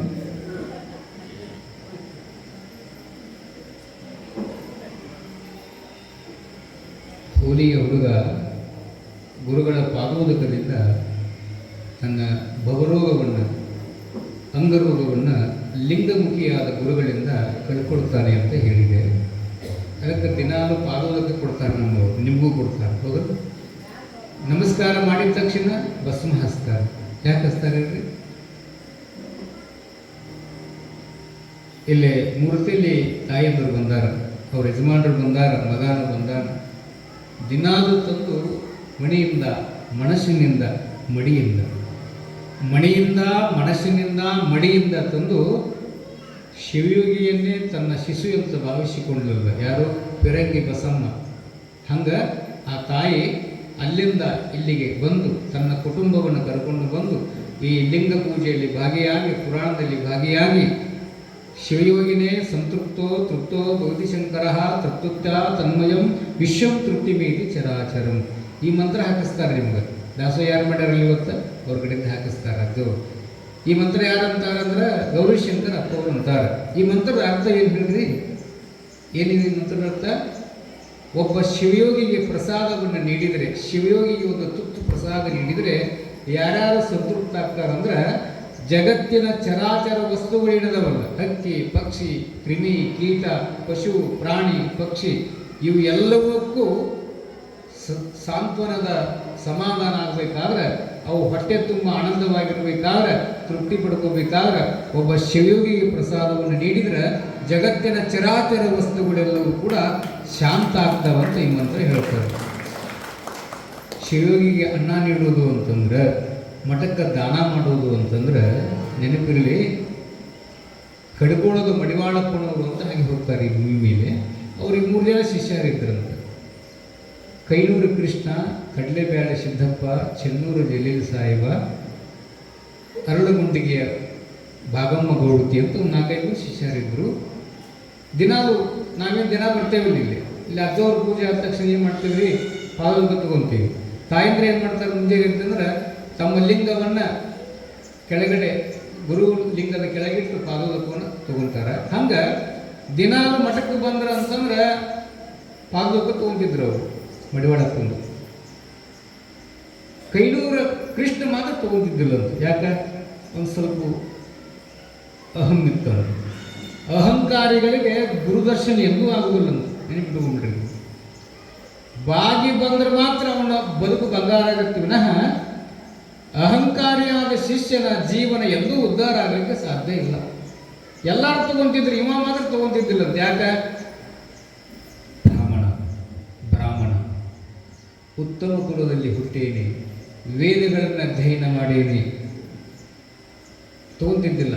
ಗುರುಗಳು ತಗೊಂತ ಹೇಳ್ತಿದ್ದಿಲ್ಲ. ಅವರು ಯಾರು ತಗೊಂತಾರ ಅವ್ರ ಜೀವನ ಶುದ್ಧ ಹಾಗೆ ಆಗಿರ್ತದಲ್ಲ, ವರ್ಷ ತಗೊಂತಿದ್ದಿಲ್ಲ. ಅವಂಗ ಬೆಳಕಿತ್ತಂತ ನೋಡಿ. ವಯಸ್ಸಿಗೆ ಬಂದಿದ್ದ, ಭಾಳ ಚಂದ ಹಾಡ್ತಿದ್ದ, ಭಾಳ ಚಂದ ವೇದ ಶಾಸ್ತ್ರಗಳನ್ನು ಹೇಳ್ತಿದ್ದ, ವಿದ್ಯಾವಂತಿದ್ದ, ರೂಪವಂತಿದ್ದ. ಕರೆ ಅವನ ಮೂಗಿನ ಮೇಲೆ ಬೆಳಕು ಪ್ರಾರಂಭ ಆಗಿತ್ತು.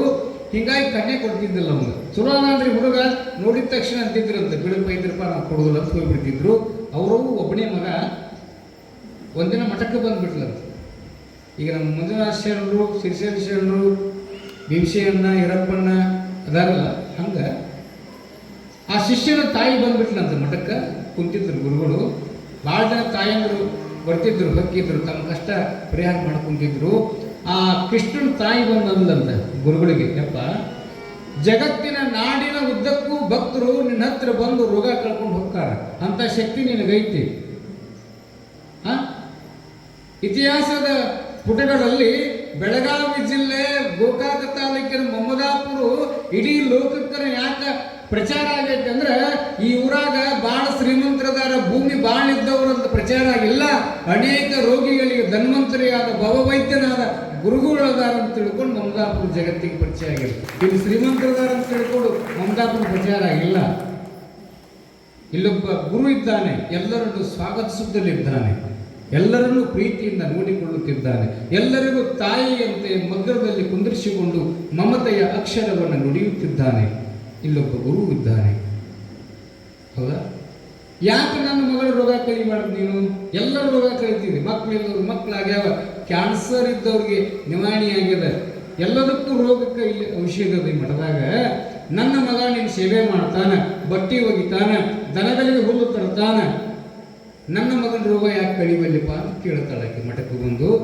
ನೋಡವ, ನಿನ್ನ ಮಗನ ರೋಗ ಯಾಕೆ ಹೋಗಲ್ತಂದ್ರೆ, ಪಾದೋದಕ ತಗೋರಪ್ಪ ಅಂತ ಹೇಳಿದ್ರೆ ಎಲ್ಲ ಶಿಷ್ಯರು ಪಾದೋದಕ ತಗೊಂತಾರೆ, ನಿನ್ನ ಮಗ ಮಾತ್ರ ಪಾದೋದಕ ಒಲ್ಲೆನ್ನ ಕಟ್ಟ್ಯಾನ, ಅದಕ್ಕೆ ಅವನ ರೋಗ ಹೋಗೋದಿಲ್ಲವ ಅಂತಂದಾಗ ಮನೆಗೆ ಬಂದು ಮಗನ ಹಚ್ಚಿನಿಂದ ಬೈತಾಳೆ. ಹುಚ್ಚ, ಗುರು ಪಾದೋದಕಂದ್ರೆ ಏನು ಮಾಡೀನಿ? ಲಿಂಗ ಪಾದೋದಕಂದ್ರೆ ಏನು ಮಾಡಿ? ಗುರು ಲಿಂಗ ಜಂಗಮ ಪಾದೋದಕ ಅಂತಂದ್ರೆ ಅದು ಭವನಿಂದ ಮುಕ್ತಿ ಮಾಡ್ತಕ್ಕಂಥ ಸಾಧನದ, ನಾಳೆ ಮುಂಜಾನೆ ತಗೋಬೇಕು ಅಂತ ಬೈತಾಳ. ತಾಯಿ ಬೇರ್ಲು ಅಂತ ಮರುದಿನ ಬಂದು ಯವ್ವ ಗುರುಗಳ ಹತ್ರ ಬಂದು ಸೋತು ಬಂದು ಕೂತ್ಕೊಂಡ.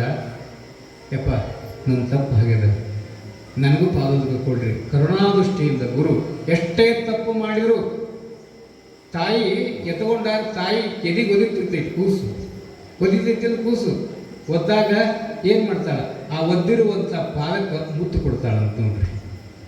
ಕೊಡ್ತಾಳೆ, ಒದ್ದೈತಂತ ತಿಳ್ಕೊಂಡು ತಾಯಿ ಬಡಿತಾಳೇನು? ತಾಯಿಯ ಎದೆಯ ಅಂಗಳಕ್ಕೆ ಒದ್ದಿರುವ ಕೂಸಿನ ಬಂಗಾರದ ಪಾದಕ್ಕೆ ಮುತ್ತು ಕೊಡ್ತಾಳಂತೆ. ಯಪ್ಪ ಕಾಲು ಪಾದ ನೋವಾಯ್ತೇನು ಅಂತ. ಗುರುನ ಹಂಗೆ ಇರ್ತಾನಂತೇವು. ಗುರುವಿಗೂ ಮತ್ತು ತಾಯಿಗೂ ವ್ಯತ್ಯಾಸ ಇಲ್ಲ, ನೆನಪಿರಲಿ. ಶಿಷ್ಯ ಬಂದು ಕೂತ್ಕೊಂಡ, ಯಪ್ಪ ಇಷ್ಟು ದಿನಗಳು ನಿಮ್ಮ ಹತ್ರ ಇದ್ದಾನ, ನಿಮ್ಮ ಶಕ್ತಿ ಗೊತ್ತಾಗಲಿಲ್ಲ ನನಗೆ, ಕೊಡ್ರಿ ತಗೋರಪ್ಪ ಅಂತ ಗುರು ಪಾದೋದಕ ಕೊಟ್ಟರು. ದಿನಾಲು ತಗೊಂಡ. ಯಾವ ದಿನಾಲು ಪಾದೋದಕವನ್ನು ತೆಗೆದುಕೊಂಡಂಗೆ ಕೂಲಿ ಆ ಹುಡುಗಂದು ಹೆಂಗೆ ಬಿಡುಕು ಹೋದಂತ ನೀವು ಕೇಳಿದ್ರಲ್ಲ, ಇವತ್ತಿಗೂ ಅದ. ಕಡಿಕೋಳ ಮಡಿವಾಳಪ್ಪ ಇದ್ದಿದ್ದು 17ನೇ ಶತಮಾನ, ಮೌನ ಮಲ್ಲಿಕಾರ್ಜುನಪ್ಪಗಳಿದ್ದಿದ್ದು 20ನೇ ಶತಮಾನ. ಈಗಲೂ ನಡೀತದೆ. ಯಾಕೆ? ಈಗೂ ಪ್ರಸ್ತುತದ ಈ ಮಠದೊಳಗೆ, ನೆನಪಿರಲಿ.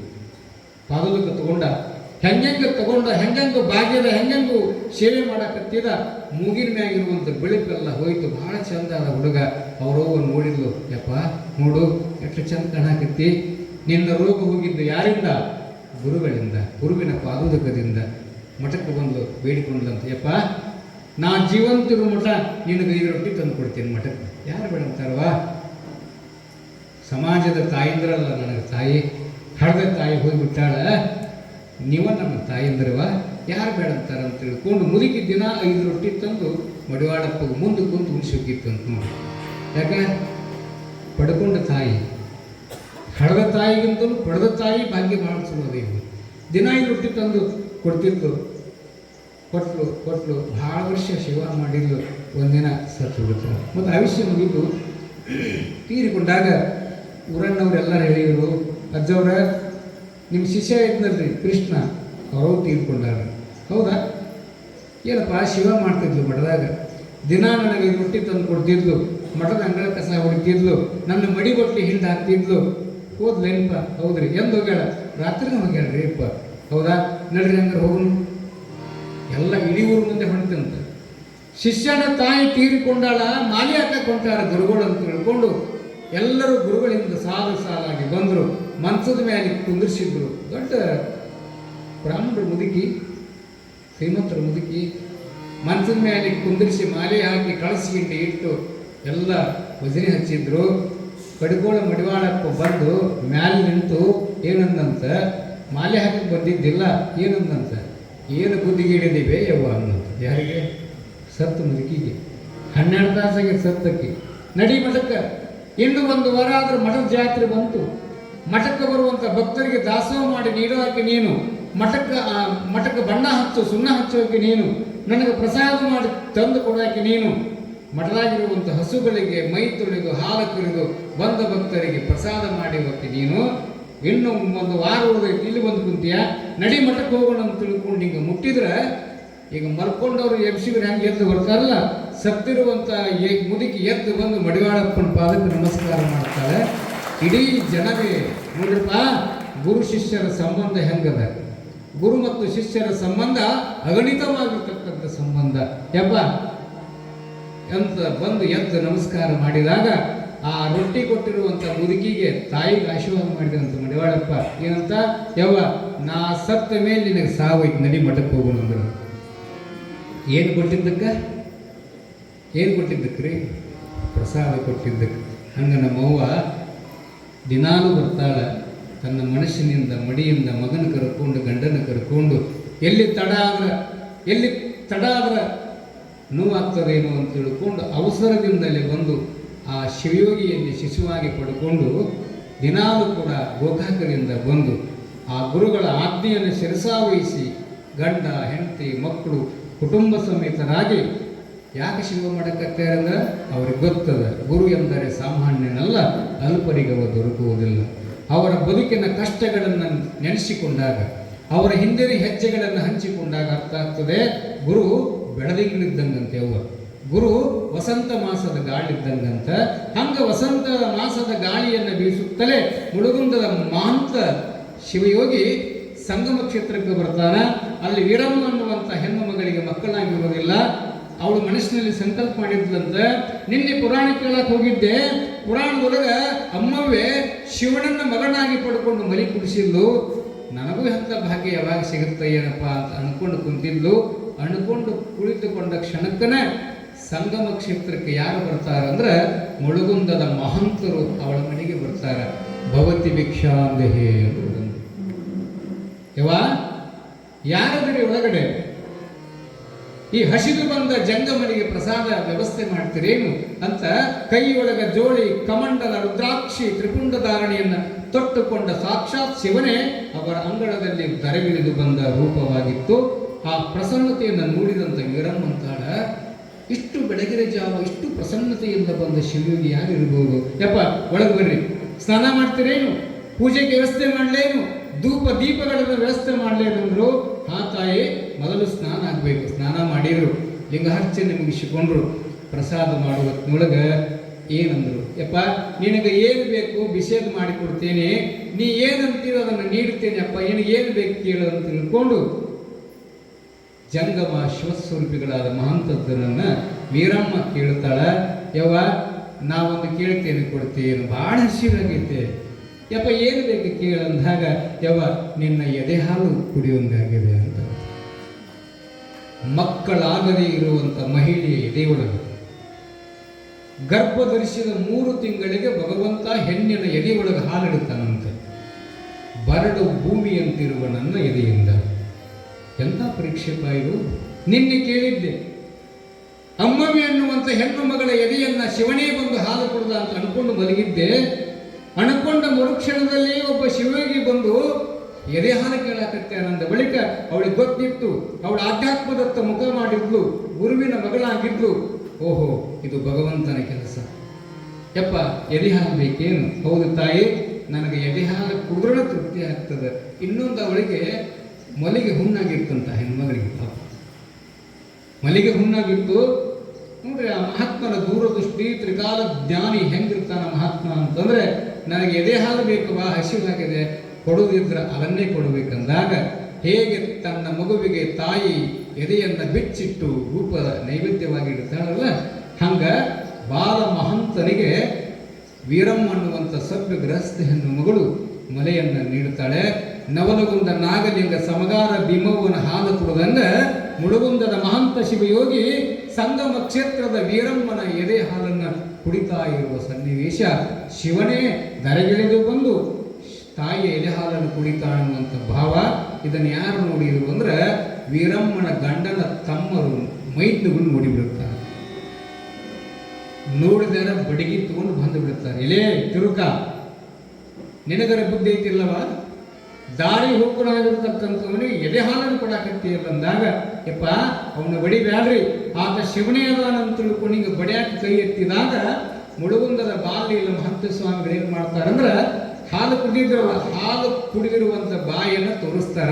ಹಾಲಿದ್ದು ನೋಡ್ರಿಪ್ಪ, ಆ ತಾಯಿ ನನಗೆ ಶಿಶುವಾಗಿ ನನ್ನನ್ನು ಮಗನಾಗಿ ಸ್ವೀಕಾರ ಮಾಡಿಕೊಂಡು ಹಾಲು ಕೊಡಾಕತ್ತಾಳ ಅಂತ ತಿಳ್ಕೊಂಡು ಹೇಳಿದಾಗ ಕ್ಷಣಾರ್ಧದೊಳಗೆ ಅವಳ ಎದೆಯ ಭಾಗದಲ್ಲಿ ಬಂದಿರುವ ರೋಗ ಇತ್ತಲ್ಲ, ಹುಣ್ಣಾಗಿತ್ತಲ್ಲ ನೋಡ್ರಿ, ಮಹಂತ ಮುಟ್ಟಿದ ಕ್ಷಣ, ಹಾಲು ಕುಡಿದ ಕ್ಷಣ ಅವಳ ಎದೆಯೊಳಗೆ ಹಾಲು ಬರ್ತದ ಅಂತಂದ್ರೆ, ಮಕ್ಕಳಿಲ್ಲ ಹೆಣ್ಣು ಮಗಳ ಎದೆಯೊಳಗೆ ಹಾಲು ಬರುವುದು ಸೃಷ್ಟಿ ವಿರುದ್ಧ ಹೋಗಲ್ಲ, ಸೃಷ್ಟಿಯನ್ನೇ ಬದಲಿ ಮಾಡುವಂಥ ಶಕ್ತಿ ಪರಮಾತ್ಮನಿಗಿರುತ್ತದೆ. ಎದೆ ಹಾಲನ್ನು ಕುಡಿದ್ರು ಇಷ್ಟಲ್ಲ, ಅವಳಿಗೆ ಬಂದಿರುವಂಥ ಹುಣ್ಣೇನಿತ್ತಲ್ಲ ಕ್ಷಣಾರ್ಥದೊಳಗೆ ಅದು ಹುಣ್ಣು ಮಾಯ ಆಗ್ತದೆ. ಯಾಕೆ ಎದೆ ಹಾಲನ್ನು ಅಪೇಕ್ಷೆ ಪಟ್ಟಿರ್ಬೋದು ಭಗವಂತ ಅಂತಂದ್ರೆ, ಅವಳಿಗೂ ಸಹಿತ ತಾಯ್ತನದ ಅನುಭವ ಆಗಲಿ, ಅವಳ ಎದೆಗೆ ಮೇಲಿರ್ತಕ್ಕಂಥ ಹುಣ್ಣು ರೋಗ ಮಾಯ ಆಗಲಿ ಅಂತ ತಿಳ್ಕೊಂಡು, ತಾಯಿ ಇವತ್ತೇ ನನಗೆ ಹಾಲು ಕುಡಿಸಿಯಲ್ಲ, ಮುಂಬರುವ ದಿನಗಳಲ್ಲಿ ನಿನ್ನ ಗರ್ಭದಲ್ಲಿ ಮಕ್ಕಳಾಗಿ ಮತ್ತೆ ನಿನಗೆ ತಾಯ್ತನದ ಕುರು ಮೂಡುತ್ತದಂತ ಹೇಳಿ ಹೋಗ್ತಾರೆ. ಅವ್ರು ಹೇಳಿದಂಗೆ ಮುಂದಿನ ದಿನಮಾನಗಳಲ್ಲಿ ವೀರಮ್ಮ ಪುತ್ರವತಿ ಆಗ್ತಾಳೆ ಎನ್ನುವಂಥ ಪ್ರಸಂಗ ಇಂದಿನ ಪುರಾಣದಲ್ಲಿ ಎದುರಾಗ್ತದೆ. ಅದಕ್ಕೆ ನಮಗೆ ಮೊದಲಿಗೆ ಏನು ಬೇಕ್ರಿ? ನಂಬಿಕೆ ಬೇಕು. ಪರಮಾತ್ಮ ಸ್ವರೂಪವಾದ ಗುರುಗಳು ಅವತಾರ ಎತ್ತಿರುವ ಕಾರಣ ಏನು ಅಂದರೆ, ಎಲ್ಲಿ ಕತ್ಲಿರುತ್ತದೋ, ಎಲ್ಲಿ ದುಃಖ ಇರುತ್ತದೋ, ಎಲ್ಲಿ ಕೊರತೆ ಇರ್ತದೋ ಆ ಕೊರತೆಗಳನ್ನ ನೀಗಿಸಲಿಕ್ಕೇ ಅವತಾರ ಎತ್ತಿರ್ತಕ್ಕಂಥವ್ರು ಯಾರು ಅಂದರೆ ಮಹಂತ ಶಿವಯೋಗಿಗಳವರು. ಅದಕ್ಕೆ ನಮ್ಮ ಗುರುಗಳು ಸಹಿತ ಯಾವ ಭಕ್ತ ದುಃಖದಲ್ಲಿದ್ದಾನೆ ಆತನ ಬದುಕನ್ನು ಬೆಳದಿಂಗಳಾಗಿ ಮಾಡಲಿಕ್ಕೇ ಈ ಭೂಮಿಯಲ್ಲಿ ಅವತಾರವಿಟ್ಟಿರ್ತಕ್ಕಂಥ ಶಿವಸ್ವರೂಪಿಗಳಾಗಿರ್ತಕ್ಕಂಥವರು. ಆದ್ದರಿಂದ ಅಂಥ ಗುರುಗಳ ಸಮ್ಮುಖದಲ್ಲಿ ಮುಳುಗುಂದದ ಬಾಲ್ಯದ ಮಹಂತ ಸ್ವಾಮಿಗಳು ಪುರಾಣ ಅವ್ಯಾಮತವಾಗಿ ಸಾಗಿ ಬರ್ತಾ ಇದೆ. ಪುಣ್ಯಾತ್ಮರೇ, ಇಲ್ಲೊಬ್ಬ ಅಜ್ಜ ಬಂದಾನ, ಪಟಗದ ಅಜ್ಜ. ಈ ಪುರಾಣ ಮುಗಿದ ಮೇಲೆ ಬೇಕಾದ್ರೆ ಅವನು ಕೇಳಿದ್ವಿ, ಅವನು ಹೇಳಿದ್ದ ನನಗೆ ವರ್ಷ ಭಾಳ ಘಟಿತವಾಗಿರ್ತಕ್ಕಂಥ ಲೀಲೆಗಳು ಈ ಕಲಿಯುಗದಲ್ಲೂ ನಡೆಯಕತ್ತೇವಲ್ಲ, ಭಾಳ ಆಶ್ಚರ್ಯ ಆಗ್ತದೆ ನಿಮಗೆ. ಮಠದ ಬಗ್ಗೆ, ಗುರುಗಳ ಬಗ್ಗೆ ಅಂತ ಅನೇಕ ಲೀಲೆಗಳು ಅದನ್ನು ಬರೆದಿಟ್ಟುಕೊಂಡ್ರೆ ಬಸವ ಪುರಾಣಕ್ಕಿಂತಲೂ ಹೆಚ್ಚಾಗ್ತದೆ ಅಜ್ಜವ್ರ ಲೀಲೆಗಳು. ಒಬ್ಬೊಬ್ಬ ಭಕ್ತನ ಹಿಂದೆ ಒಂದೊಂದು ಕಥೆಗಳದಾವ, ಒಬ್ಬೊಬ್ಬ ತಾಯಿಯ ಹಿಂದೆ ಒಂದು ಕಣ್ಣೀರಿನ ಕಥೆಗಳನ್ನು ವರಿಸಿದಂಥ ಸುಜ್ಞಾನದೇವರಾಗಿರ್ತಕ್ಕಂಥ ಗುರುಗಳಿದ್ದಾರೆ. ಅಂಥ ಗುರುಗಳನ್ನು ಪಡೆದುಕೊಂಡು ಈ ನೆಲ ಭೂಮಿ ಒಂದ, ಆದರೆ ಮರಗಳು ಬೇರೆ ಬೇರೆ ಅದಾವೆ. ಭೂಮಿ ಒಂದೇ ಅದ, ಮರಗಳು ಬೇರೆ ಬೇರೆ ಅದಾವೆ. ಕೆಲವು ಭೂಮಿ ಒಳಗೆ ಜಾಲಿ ಗಿಡ ಬೆಳೀತವೆ, ಕೆಲವು ಭೂಮಿ ಒಳಗೆ ಮಾವಿನ ಮರಗಳು ಬೆಳೀತವೆ, ಕೆಲವು ಭೂಮಿ ಒಳಗೆ ಆಲದ ಮರ ಬೆಳೀತದೆ, ಹತ್ತಿ ಮರ ಬೆಳೀತದೆ, ಹತ್ತಿ ಮರ ಬೆಳೀತದೆ. ಆದರೆ ಈ ಮೌನ ಮಲ್ಲಿಕಾರ್ಜುನ ಅಪ್ಪಂಗಳವರ ಈ ಭೂಮಿಯ ನೆಲದಲ್ಲಿ ಯಾವ ಮರ ಬೆಳೆಯಕತ್ತೇವೆ ಅಂದ್ರೆ ಶ್ರೀಗಂಧದ ಮರಗಳನ್ನು ಬೆಳೆಯುವಂಥ ಭೂಮಿ ಒಳಗೆ ಬಂದುಕೊಂಡೇವೆ. ಹಾಕ್ತಾರೆ ಹಗಲಿ ಕಡೆ ತೆಗೆಯಕ್ಕೆ ಬರುವಲ್ಲೇವ. ನಾನು ನೋಡ್ತಿರ್ತೀನಿ ಮುಂಜಾನೆದ್ದು ತಾಯಂದು ತಲೆ ಮೇಲೆ ಬುತ್ತಿ ಹೊತ್ಕೊಂಡು ಈ ಕಡೆ ಹೊಂದಿರ್ತಾರೆ. ಹಗಲಿ ಯಾರಾದ್ರು ಕಡೆ ತೆಗೆದ್ರೆ ನಾವು ಕಬ್ಬಿನಾಗ, ಇದು ರಾತ್ರಿ ಯಾಕೆ ತೆಗಿಯಕ್ಕೆ ಬರೋದ್ರಿ ಅಜ್ಜವ್ರು ಅಂದ್ರೆ ಸೂರ್ಯ ಇರೋದಿಲ್ಲ, ಹೌದಲ್ಲ? ಸೂರ್ಯ ಇರೋದಿಲ್ಲಲ್ಲ, ಹಂಗೆ ರಾತ್ರಿ ಹಂಗೆ ನಾವು ಕಡೆ ತೆಗಿಯಕ್ಕೆ ಬರೋದಿಲ್ಲಲ್ಲ. ಅದಕ್ಕೆ ಬಸವಣ್ಣ ಅಂತಾನೆ ಏನಂತಾನೆ, ಬೆಳೆಯುವ ಭೂಮಿಯ ಮೇಲೆ ಪ್ರಳಯದ ಕಸ ಹುಟ್ಟಿತು ಅಂತ ಹೇಳ್ತಾರೆ. ಈ ಬೆಳೆಯುವಂಥ ಭೂಮಿ ಒಳಗೆ ಮೊದಲು ಬೀಜ ಬಿತ್ತಿದ ತಕ್ಷಣ ಹುಟ್ಟೋದು ಕಸನ ಮೊದಲು ಹುಟ್ಟುತ್ತದೆ ನೋಡ್ಬೇಕು. ಕಸ ಹುಟ್ಟಿದ ಮೇಲೆ ಬೆಳೆ ಹುಟ್ಟುತ್ತದೆ. ಅದಕ್ಕೆ ಈ ಬೆಳೆಯುವ ಭೂಮಿಯ ಮೇಲೆ ಪ್ರಳಯದ ಕಸ ಹುಟ್ಟಿತ್ತು. ಆ ಕಸವನ್ನು ಕಳೆದುಕೊಳ್ಳುವ ಸಾಧನೆ ಯಾವುದು ಅಂತಂದರೆ, ಹೆಂಗೆ ರಾತ್ರಿ ಕಳೆ ತೆಗಿಯಕ್ಕೆ ಬರೋದಿಲ್ಲಲ್ಲ, ಬೆಳಗ್ಗೆ ಸೂರ್ಯೋದಯ ಆದ ಮೇಲೆ ಹೆಂಗೆ ಕಳೆಯನ್ನು ಕೀಳಾಕ ಬರ್ತದಲ್ಲ ಪುಣ್ಯಾತ್ಮರೇ. ಅದಕ್ಕೆ ಈ ಪಿಂಡಾಂಡದ ಕತ್ತಲೆಯನ್ನು ದೂರ ಮಾಡಲಿಕ್ಕೆ ನಮಗೆ ಯಾರು ಬರ್ತಾನ? ಸೂರ್ಯ ಬರ್ತಾನ. ಈ ಬ್ರಹ್ಮಾಂಡದ ಕತ್ತಲೆ ದೂರ ಮಾಡಲಿಕ್ಕೆ ಬೆಳಗ್ಗೆ ಸೂರ್ಯ ಬರ್ತಾನ. ಈ ಪಿಂಡಾಂಡದ ಕತ್ತಲೆಯನ್ನು ದೂರ ಮಾಡಲಿಕ್ಕೆ ಯಾರು ಬರಬೇಕು? ನನ್ನ ಜೊತೆ ಗುರುಗಳೇ ಬರಬೇಕಾಗ್ತದೆ. ಅಂತ ಕತ್ತಲೆ ಪಿಂಡಾಂಡದಲ್ಲಿ ಇರ್ತದಂತ. ಅಂತ ಪಿಂಡಾಂಡದ ಕತ್ತಲೆ ದೂರ ಆಗ್ಬೇಕಾದ್ರೆ ನೀರು ಹೊಡೆದ್ರೆ ದೂರ ಆಗೋದಿಲ್ಲ, ಕಸ ಹೊಡೆದ್ರೆ ದೂರ ಆಗೋದಿಲ್ಲ. ಈ ಕತ್ತಲೆ ಈ ಕತ್ಲೆ ದೂರ ಆಗಬೇಕಾದ್ರೆ ಗುರುಗಳ ಜ್ಞಾನೋದಯವನ್ನು ಪಡೆದುಕೊಂಡಾಗ ಮಾತ್ರ ನಮ್ಮ ಭವದಲ್ಲಿರುವ ಕತ್ಲೆ ದೂರ ಆಗ್ತದೆ ಎನ್ನುವಂಥ ಪ್ರಸಂಗವನ್ನು ಹೇಳುತ್ತಾ ಮತ್ತೆ ನಾಳಿನ ಇನ್ನೊಂದು ಲೀಲೆಯೊಂದಿಗೆ ನಾವೆಲ್ಲರೂ ಕೂಡ ಗುರುವಿನ ಚರಣಾರವಿಂದಗಳಲ್ಲಿ ಭಾಗಿಯಾಗೋಣ ಅನ್ನುವಂಥ ಮಾತನ್ನು ಇಲ್ಲಿ ಮತ್ತೊಮ್ಮೆ ತಮ್ಮೆಲ್ಲ ತಿಳಿಸ್ತಾ ಇಲ್ಲಿವರೆಗೂ ಶಾಂತಚಿತ್ತರಾಗಿ ಪುರಾಣವನ್ನು ಆಲಿಸಿದಂಥ ಸರ್ವ ತಾಯಂದಿರಿಗೂ ಶರಣ ಬೆಳೆದಕ್ಕೂ ಗುರುಗಳ ಆಶೀರ್ವಾದ ಸದಾವ ಕಾಲ ಇರಲಿ ಅನ್ನುವಂಥ ಪ್ರಾರ್ಥನೆಯನ್ನು ಗುರುಗಳ ಅಡಿದಾರರಲ್ಲಿ ಬೇಡುತ್ತಾ ಎಲ್ಲರಿಗೂ ಶುಭವಾಗಲಿ. ಅಧಿಕ ಮಾಸ ನಿಮ್ಮ ಜೀವನದಲ್ಲಿ ಉತ್ತರೋತ್ತರವಾಗಿರ್ತಕ್ಕಂಥ ಆರೋಗ್ಯ ಆಯುಷ್ಯವನ್ನು ನೀಡಲಿ ಅನ್ನುವಂಥ ಮಾತನ್ನು ಹೇಳ್ತಾ ಇನ್ನು ಮುಂದಿನ ಕಾರ್ಯವನ್ನು ನಮ್ಮ ಮಂಜುನಾಥ ಶರಣರು ನಡೆಸಿಕೊಡ್ತಾರೆ. ಎಲ್ಲರಿಗೂ ಶುಭವಾಗಲಿ. ಇಲ್ಲಿಯವರೆಗೆ ನಿಮ್ಮೆಲ್ಲರಿಗೆ ಪುರಾಣ ಪ್ರವಚನದ ಸುದ್ದಿಯನ್ನು ಒಳಪಡಿಸಿರ್ತಕ್ಕಂತಹ ಪರಮ ಪೂಜ್ಯ ವೀರೇಶ ಶಾಸ್ತ್ರೀಜಿಯವರಲ್ಲಿ ಅನಂತ ಕೃತಜ್ಞತಾಪೂರ್ವಕ ಶರಣಾರ್ಥಿಗಳನ್ನು ಸಲ್ಲಿಸ್ತಾ ಅವ್ರ ಹಂಗೆ ಹೇಳ್ಕೊಂತ ಹೋದ್ರು, ನೀವು ಹಂಗೆ ಕುಂತ ಬಿಟ್ರಿ, ಟೈಮ್ ಆಗೈತ್ರಿ, ಫೋನಿಗೆ ಹತ್ತಾಗೈತಿ. ಅದರ ಅರ್ಥ ಏನು ಅಂದ್ರೆ ಅವ್ರು ಹೆಂಗೆ ಹೇಳಿದ್ದಕ್ಕೆ ನಿಮ್ಗೆ ಹೊತ್ತು ಹೋಗಿದ್ದ ಗೊತ್ತಾಗಿಲ್ಲ, ಎಟ್ಲಾಗ ಮುಗಿತು ಅಂತ ಅನ್ಸಾಗದ ಯಾಕ್ರಿ. ಆ ರೀತಿ ಒಳಗೆ ಅಂತಹ ವಿಶೇಷವಾಗಿರ್ತಕ್ಕಂಥ ವಾಗ್ಝರಿಯನ್ನು ನಮ್ಮ ಕ್ರಮಗಳಲ್ಲಿ ಒಳಪಡಿಸಿರ್ತಕ್ಕಂಥವ್ರಿಗೆ ಮತ್ತೊಮ್ಮೆ ಕೃತಜ್ಞತಾಪೂರ್ವಕ ಶರಣಾರ್ಥಿಗಳನ್ನ ಸಲ್ಲಿಸ್ತಾ ಭಾಳಷ್ಟು ಮಾರ್ಮಿಕವಾಗಿರ್ತಕ್ಕಂಥ ವಿಷಯಗಳನ್ನು ತಿಳಿಪಡಿಸ್ತಾ ಇದ್ದಾರೆ. ಆ ತಾಯಿಯ ಇದ್ದಕ್ಕಿಗೆ ಹೆಂಗೆ ಎದಿ ಹಾಲನ್ನು ಬೇಡಿದ್ರಲ್ಲ, ನಿನ್ನೆ ಹೇಳಿದೆ ನೋಡಿ, ಹೇಗೆ ಶಿಶು ಅಂತಕ್ಕಂಥ ಶಿಶು ಭಾವ ಇತ್ತು ಆ ಗುರುವಿನ ಹತ್ರ, ಅಂದ್ರೆ ಆ ತಾಯಿ ಹತ್ರನೂ ತಾಯಿ ಭಾವ ಬರ್ತದೆ. ಶಿಶು ಭಾವ ಇಟ್ಟು ಅವರು ಬೇಡಿದ್ರು ಅಂತೇಳಿ ಅವ್ರಿಗೆ ಕೊಡೋಕೆ ಬಂತು. ಒಮ್ಮೆ ಏನಾಗಿತ್ತು ಅಂದ್ರೆ ವೇದವ್ಯಾಸರು ಅವ್ರ ಮಗ ಯಾರಂದ್ರೆ ಶುಕಮುನಿಗಳು ಎಲ್ಲಿ ಅಂದ್ರೆ ಮಳೆ ದಂಡೆ ಹಿಡಿದು ಹಿಂಗೆ ಹೋಗಿದ್ರು. ಎಲ್ಲ ರಾಜಕನ್ಯರೆಲ್ಲ ಸ್ನಾನ ಮಾಡ್ತಿದ್ರು, ಅವ್ರು ಬತ್ತಲೆಯಾಗಿ ಸ್ನಾನ ಮಾಡಕತ್ತಿದ್ರಿ. ಮುಂದೆ ಶುಕಮುನಿ ಹೋಗ್ತಿದ್ದ, ಹಿಂದಿಂದ ವ್ಯಾಸದ ಮಹರ್ಷಿಗಳು ಬರ್ತಿದ್ರು. ಶುಕಮುನಿಗಳು ಬಂದ ಕೂಡಲೇ ಅವ್ರು ಹೆಂಗೆ ಬತ್ತಲೆ ಆಗಿದ್ರು ನೋಡ್ರಿ, ಹಂಗೆ ಬಂದು ದಡ ಅಷ್ಟು ಕಾಲಿಗೆ ನಮಸ್ಕಾರ ಮಾಡಿದರು. ಅನಂತರದೊಳಗೆ ಏನಾಕತಿ ಅಂದರೆ ಹಿಂದಿಂದ ವೇದವ್ಯಾಸರು ಬಂದರು ನೋಡಿ, ಅಡ್ಡೋದಿಗೆ ಬರ ಅರಿವಿ ಹಾಕೊಂಡು ಅವ್ರಿಗೆ ಕಾಲಿಗೆ ನಮಸ್ಕಾರ ಮಾಡಿದರು. ಅವಾಗ ಅವ್ರೇನಂತಂದ್ರೆ ವೇದವ್ಯಾಸರು, ಯಾಕ್ರವ ಅವ ಬಂದ ಕೂಡಲೇ ಹಂಗೆ ಮಾಡ್ರಿ, ನಾ ಬಂದ ಕೂಡಲೇ ಯಾಕೆ ಅರಿವಿ ಹಾಕೊಂಡ್ರಿ ಎಂದು ಅವ್ರು ಹೇಳಿದರು. ಅವರ ಕಣ್ಣಿನೊಳಗೆ ಬತ್ತಲೆ ಅದಾರು, ಅನಂತರ ಅರಿವಿ ಹಾಕೊಂಡಾರ ಅನ್ನೋದನ್ನ ಪ್ರಜ್ಞೆ ಅವರಿಗಿಲ್ಲ. ಸಣ್ಣ ಮಗು ಇದ್ದಂಗೆ ಅದಾರ. ನಿನ್ನ ದೃಷ್ಟಿಯೊಳಗೆ ಇವರು ಬತ್ತಲೆ ಅದಾರ, ಇವರು ಅರಿವಿ ಹಾಕೊಂಡಾರ ಅನ್ನೋ ದೃಷ್ಟಿ ನಿಂದೈತಲ್ಲಮ್ಮ, ನಿನಗೆ ನಾವು ಬಟ್ಟೆ ಹಾಕೊಂಡು ನಮಸ್ಕಾರ ಮಾಡಿದ್ರು ಅಂದ್ರೆ. ಆ ರೀತಿ ಒಳಗೆ ಏನು ಅಂದ್ರೆ ಒಬ್ಬ ಶಿವಯೋಗಿ ಹತ್ರ ಶಿಶು ಭಾವ ಇದ್ದಾಗ ನಮ್ಮಲ್ಲಿ ತಾಯ್ತನದ ಭಾವ ಬರ್ತದೆ. ಆ ತಾಯಿಯವರಿಗೆ ಮೊಲೆ ಹಾಲನ್ನು ಉಣಿಸಿದ್ದು ಅಂತಕ್ಕಂಥ ಬಹಳಷ್ಟು ವಿಶೇಷವಾಗಿ ಹೇಳಿದರು. ಅದೆಲ್ಲ ಏನು ಹೇಳಿದರು ನಮಗೆಲ್ಲರಿಗೆ. ಈ ಸಿರಸಂಗಿ ಲಿಂಗರಾಜರು ಅವರ ಹಿಂದೆ ಯಾರಿದ್ರು ಅವ್ರಿಗೂ ಮಕ್ಕಳಿದ್ದಿಲ್ಲ, ಅವರು ದತ್ತಕ್ಕೆ ತಗೊಂಡ್ರು. ಜಾಯಪ್ಪ ದೇಸಾಯಿ ಅವರು ದತ್ತಕ್ಕೆ ತಗೊಂಡ್ರು.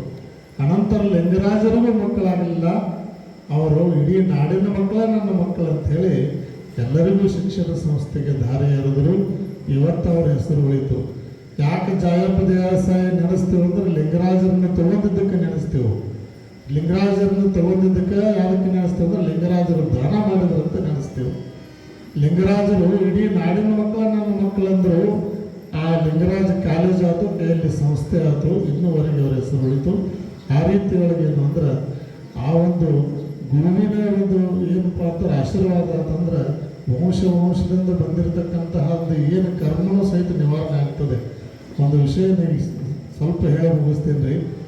ಎಲ್ಲಿ ಅಂತಂದ್ರೆ ಮಹಾರಾಷ್ಟ್ರ ಹತ್ರ ಊರು ನೆನಪಾಗೋದು ಜತ್ರಾಟ ಅಂತಕ್ಕಂಥದ್ದು ಊರ್ರಿ.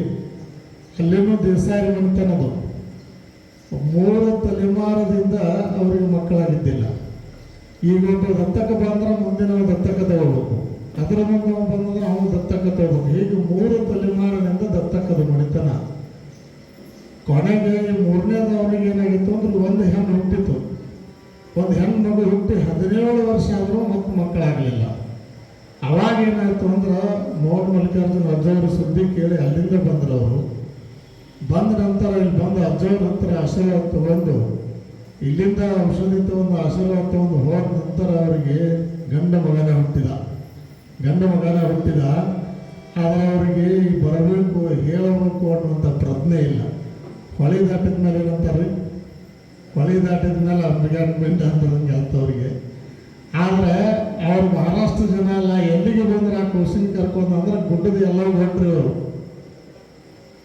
ಮಲ್ಲಯ್ಯ ಬರಲಿಲ್ಲ, ಗೊಲ್ಲಯ್ಯ ಬಂಟ್ರು ಅಂತ ಎಲ್ಲವೂ ಹೊಂಟ್ರೆ ಆ ಕೂಸು 8 ತಿಂಗಳು ಕೂಸಿತ್ತಿರೋದು.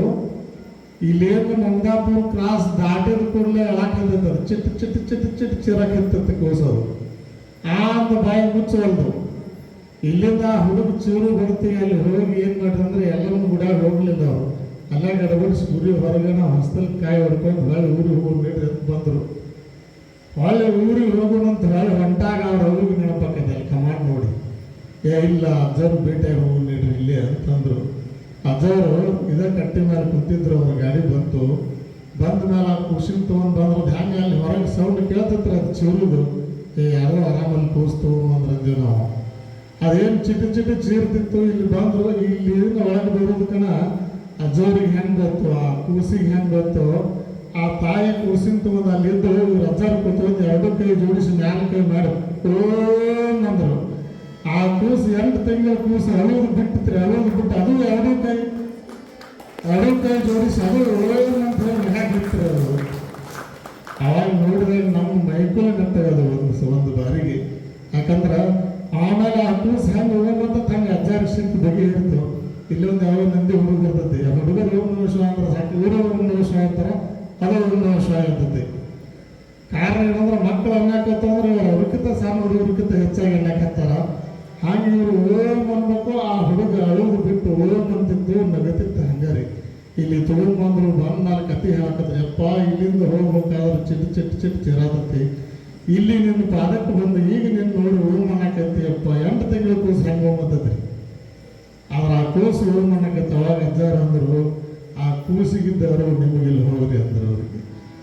ಆ ಕೂಸು ಕೂಡ ಅರಿವು ಹಿಡಿದತ್ತಿ ಇಲ್ಲಿ ದಾಟಬೇಕಾದ್ರೆ ಅಜ್ಜಗೆ ದರ್ಶನ ಹೋಗ್ಬೇಕಂತಂತ ಆ ದತ್ತಕ್ಕೆ ತಗೊಂಡು ನಾವು ಆ ಕೂಸಿನ ಅಜ್ಜಿದ್ದ ಹೋದ್ನ್ಯಾಗ ನಮಸ್ಕಾರ ಮಾಡಿ ದೊಡ್ಡ ನೋಟ್ ಇಟ್ಟು 50 ನೋಟ್ ಇಟ್ಟು ಹೋಗ್ಬಿಟ್ಟು ನೋಡಿ.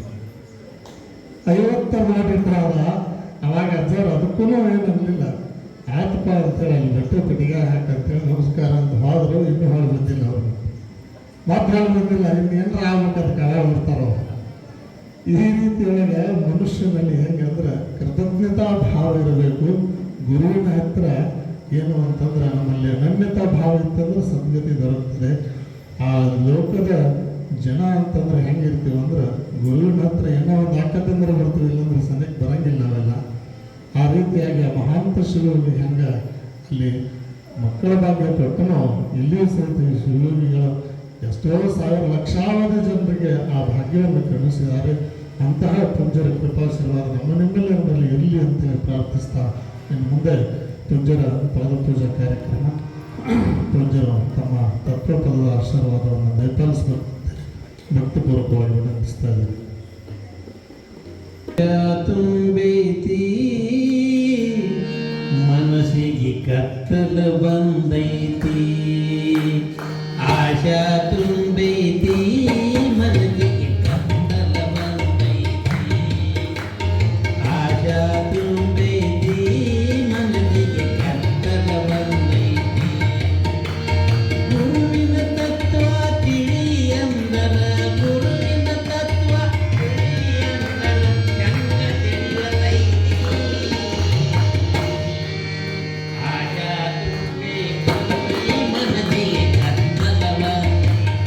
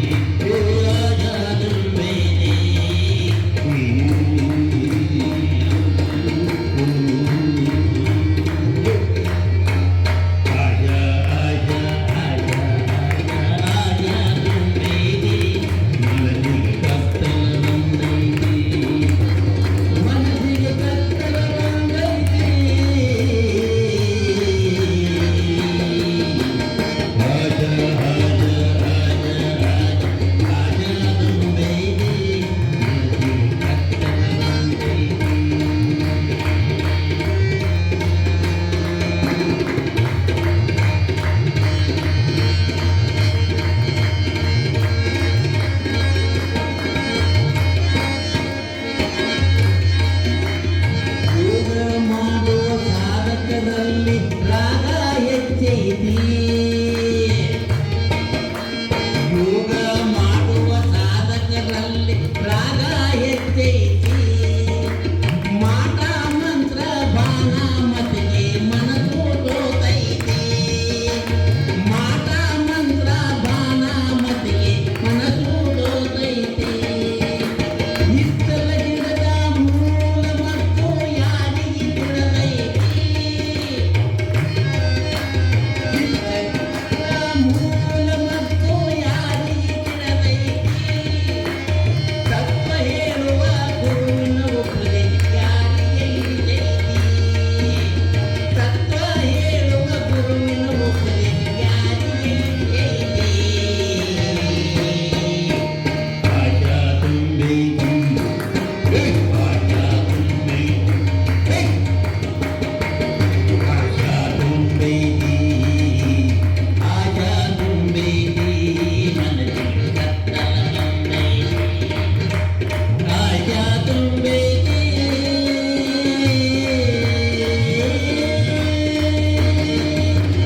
ಆಶಾ ತುಂಬೈತಿ ಮನಸ್ಸಿಗೆ ಕತ್ತಲ ಬಂದೈತಿ ಆಶಾ ತುಂಬೈತಿ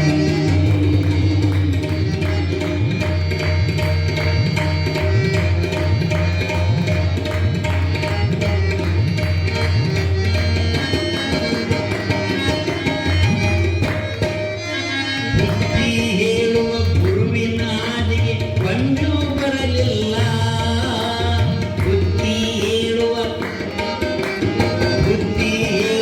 ಗುರುವಿನ ಹಾದಿ ಬಂದು ಬರಲಿಲ್ಲ ರಾಗ ದೇಶ ಮತ್ತರ ತುಂಬಿದ ಸಂಗ ಬಿಡಲಿಲ್ಲ ರಾಗ ದೇಶ ಮತ್ತರ ತುಂಬಿದ ಸಂಗ ಬಿಡಲಿಲ್ಲ ಕಿವಿ ಹಾಡಿನ ಕಲೆ ಮಂತ್ರ ಮನಸ್ಸಿಗೆ ಹಿಡಿದಿಲ್ಲ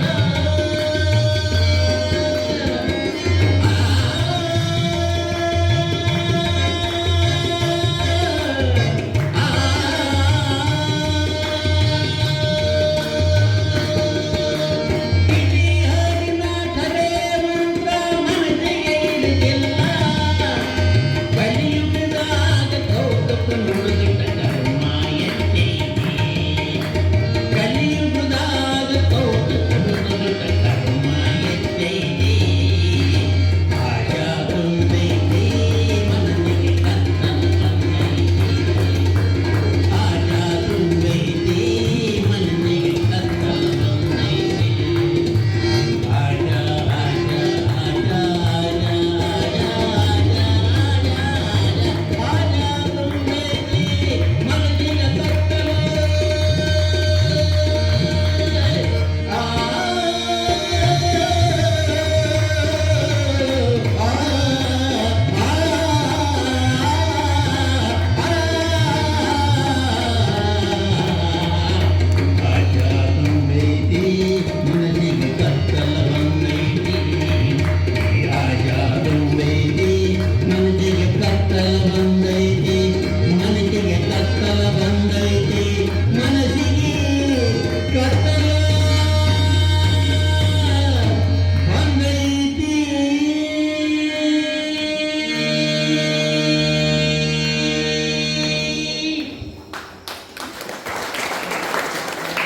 ಬರೀ ಚಪ್ಪಾಳೆ ಹೊಡಿಬೇಡ ರೊಕ್ಕ ಕೊಡ್ರಿ ಬರೀ ಚಪ್ಪಾಳೆ ಹೊಡ್ತಾರೆ ಬೆಟ್ಟು ಮುಂದೆ ಬಿಡ್ತದೆ ಚುರಾಣಿಕರು ಚಂದ ಹಾಕಿ ತಂದು ಕೊಡ್ಬೇಕಂದ್ರೆ ಕಿಶನ್ ಇಟ್ಕೊಂಡ್ಬರ್ತು ಕೊಡ್ತಾರೆ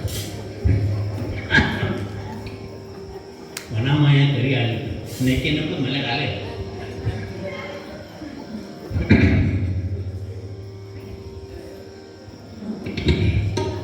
ಸರ್ವರಿಗಾಗಲಿ ಮಂಗಲ ನಿತ್ಯ ಸರ್ವರಿಗಾಗಲಿ ಮಂಗಲ ಸರ್ವರಿಗಾಗಲಿ ಮಂಗಲ ನಿತ್ಯ ಸರ್ವರಿಗಾಗಲಿ ಮಂಗಲ ಸರ್ವರಿಗಾಗಲಿ ಮಂಗಲ ಪ್ರಣಮಗೆ ಮಂಗಲ ಪ್ರಥಮಗೆ ಮಂಗಲ ಪ್ರಣಮಗೆ ಮಂಗಲ ಪ್ರಥಮಗೆ ಪ್ರಣಮಗಾರಿಗೆ ಮಂಗಲ ಪ್ರಣಮಗಾರಿಗೆ ಮಂಗಲ ಪ್ರಣಮ ಪಂಚಾಕ್ಷರಿ ರೂಪಕ್ಕೆ ಮಂಗಲ ಪ್ರಣಮ ಪಂಚಾಕ್ಷರಿ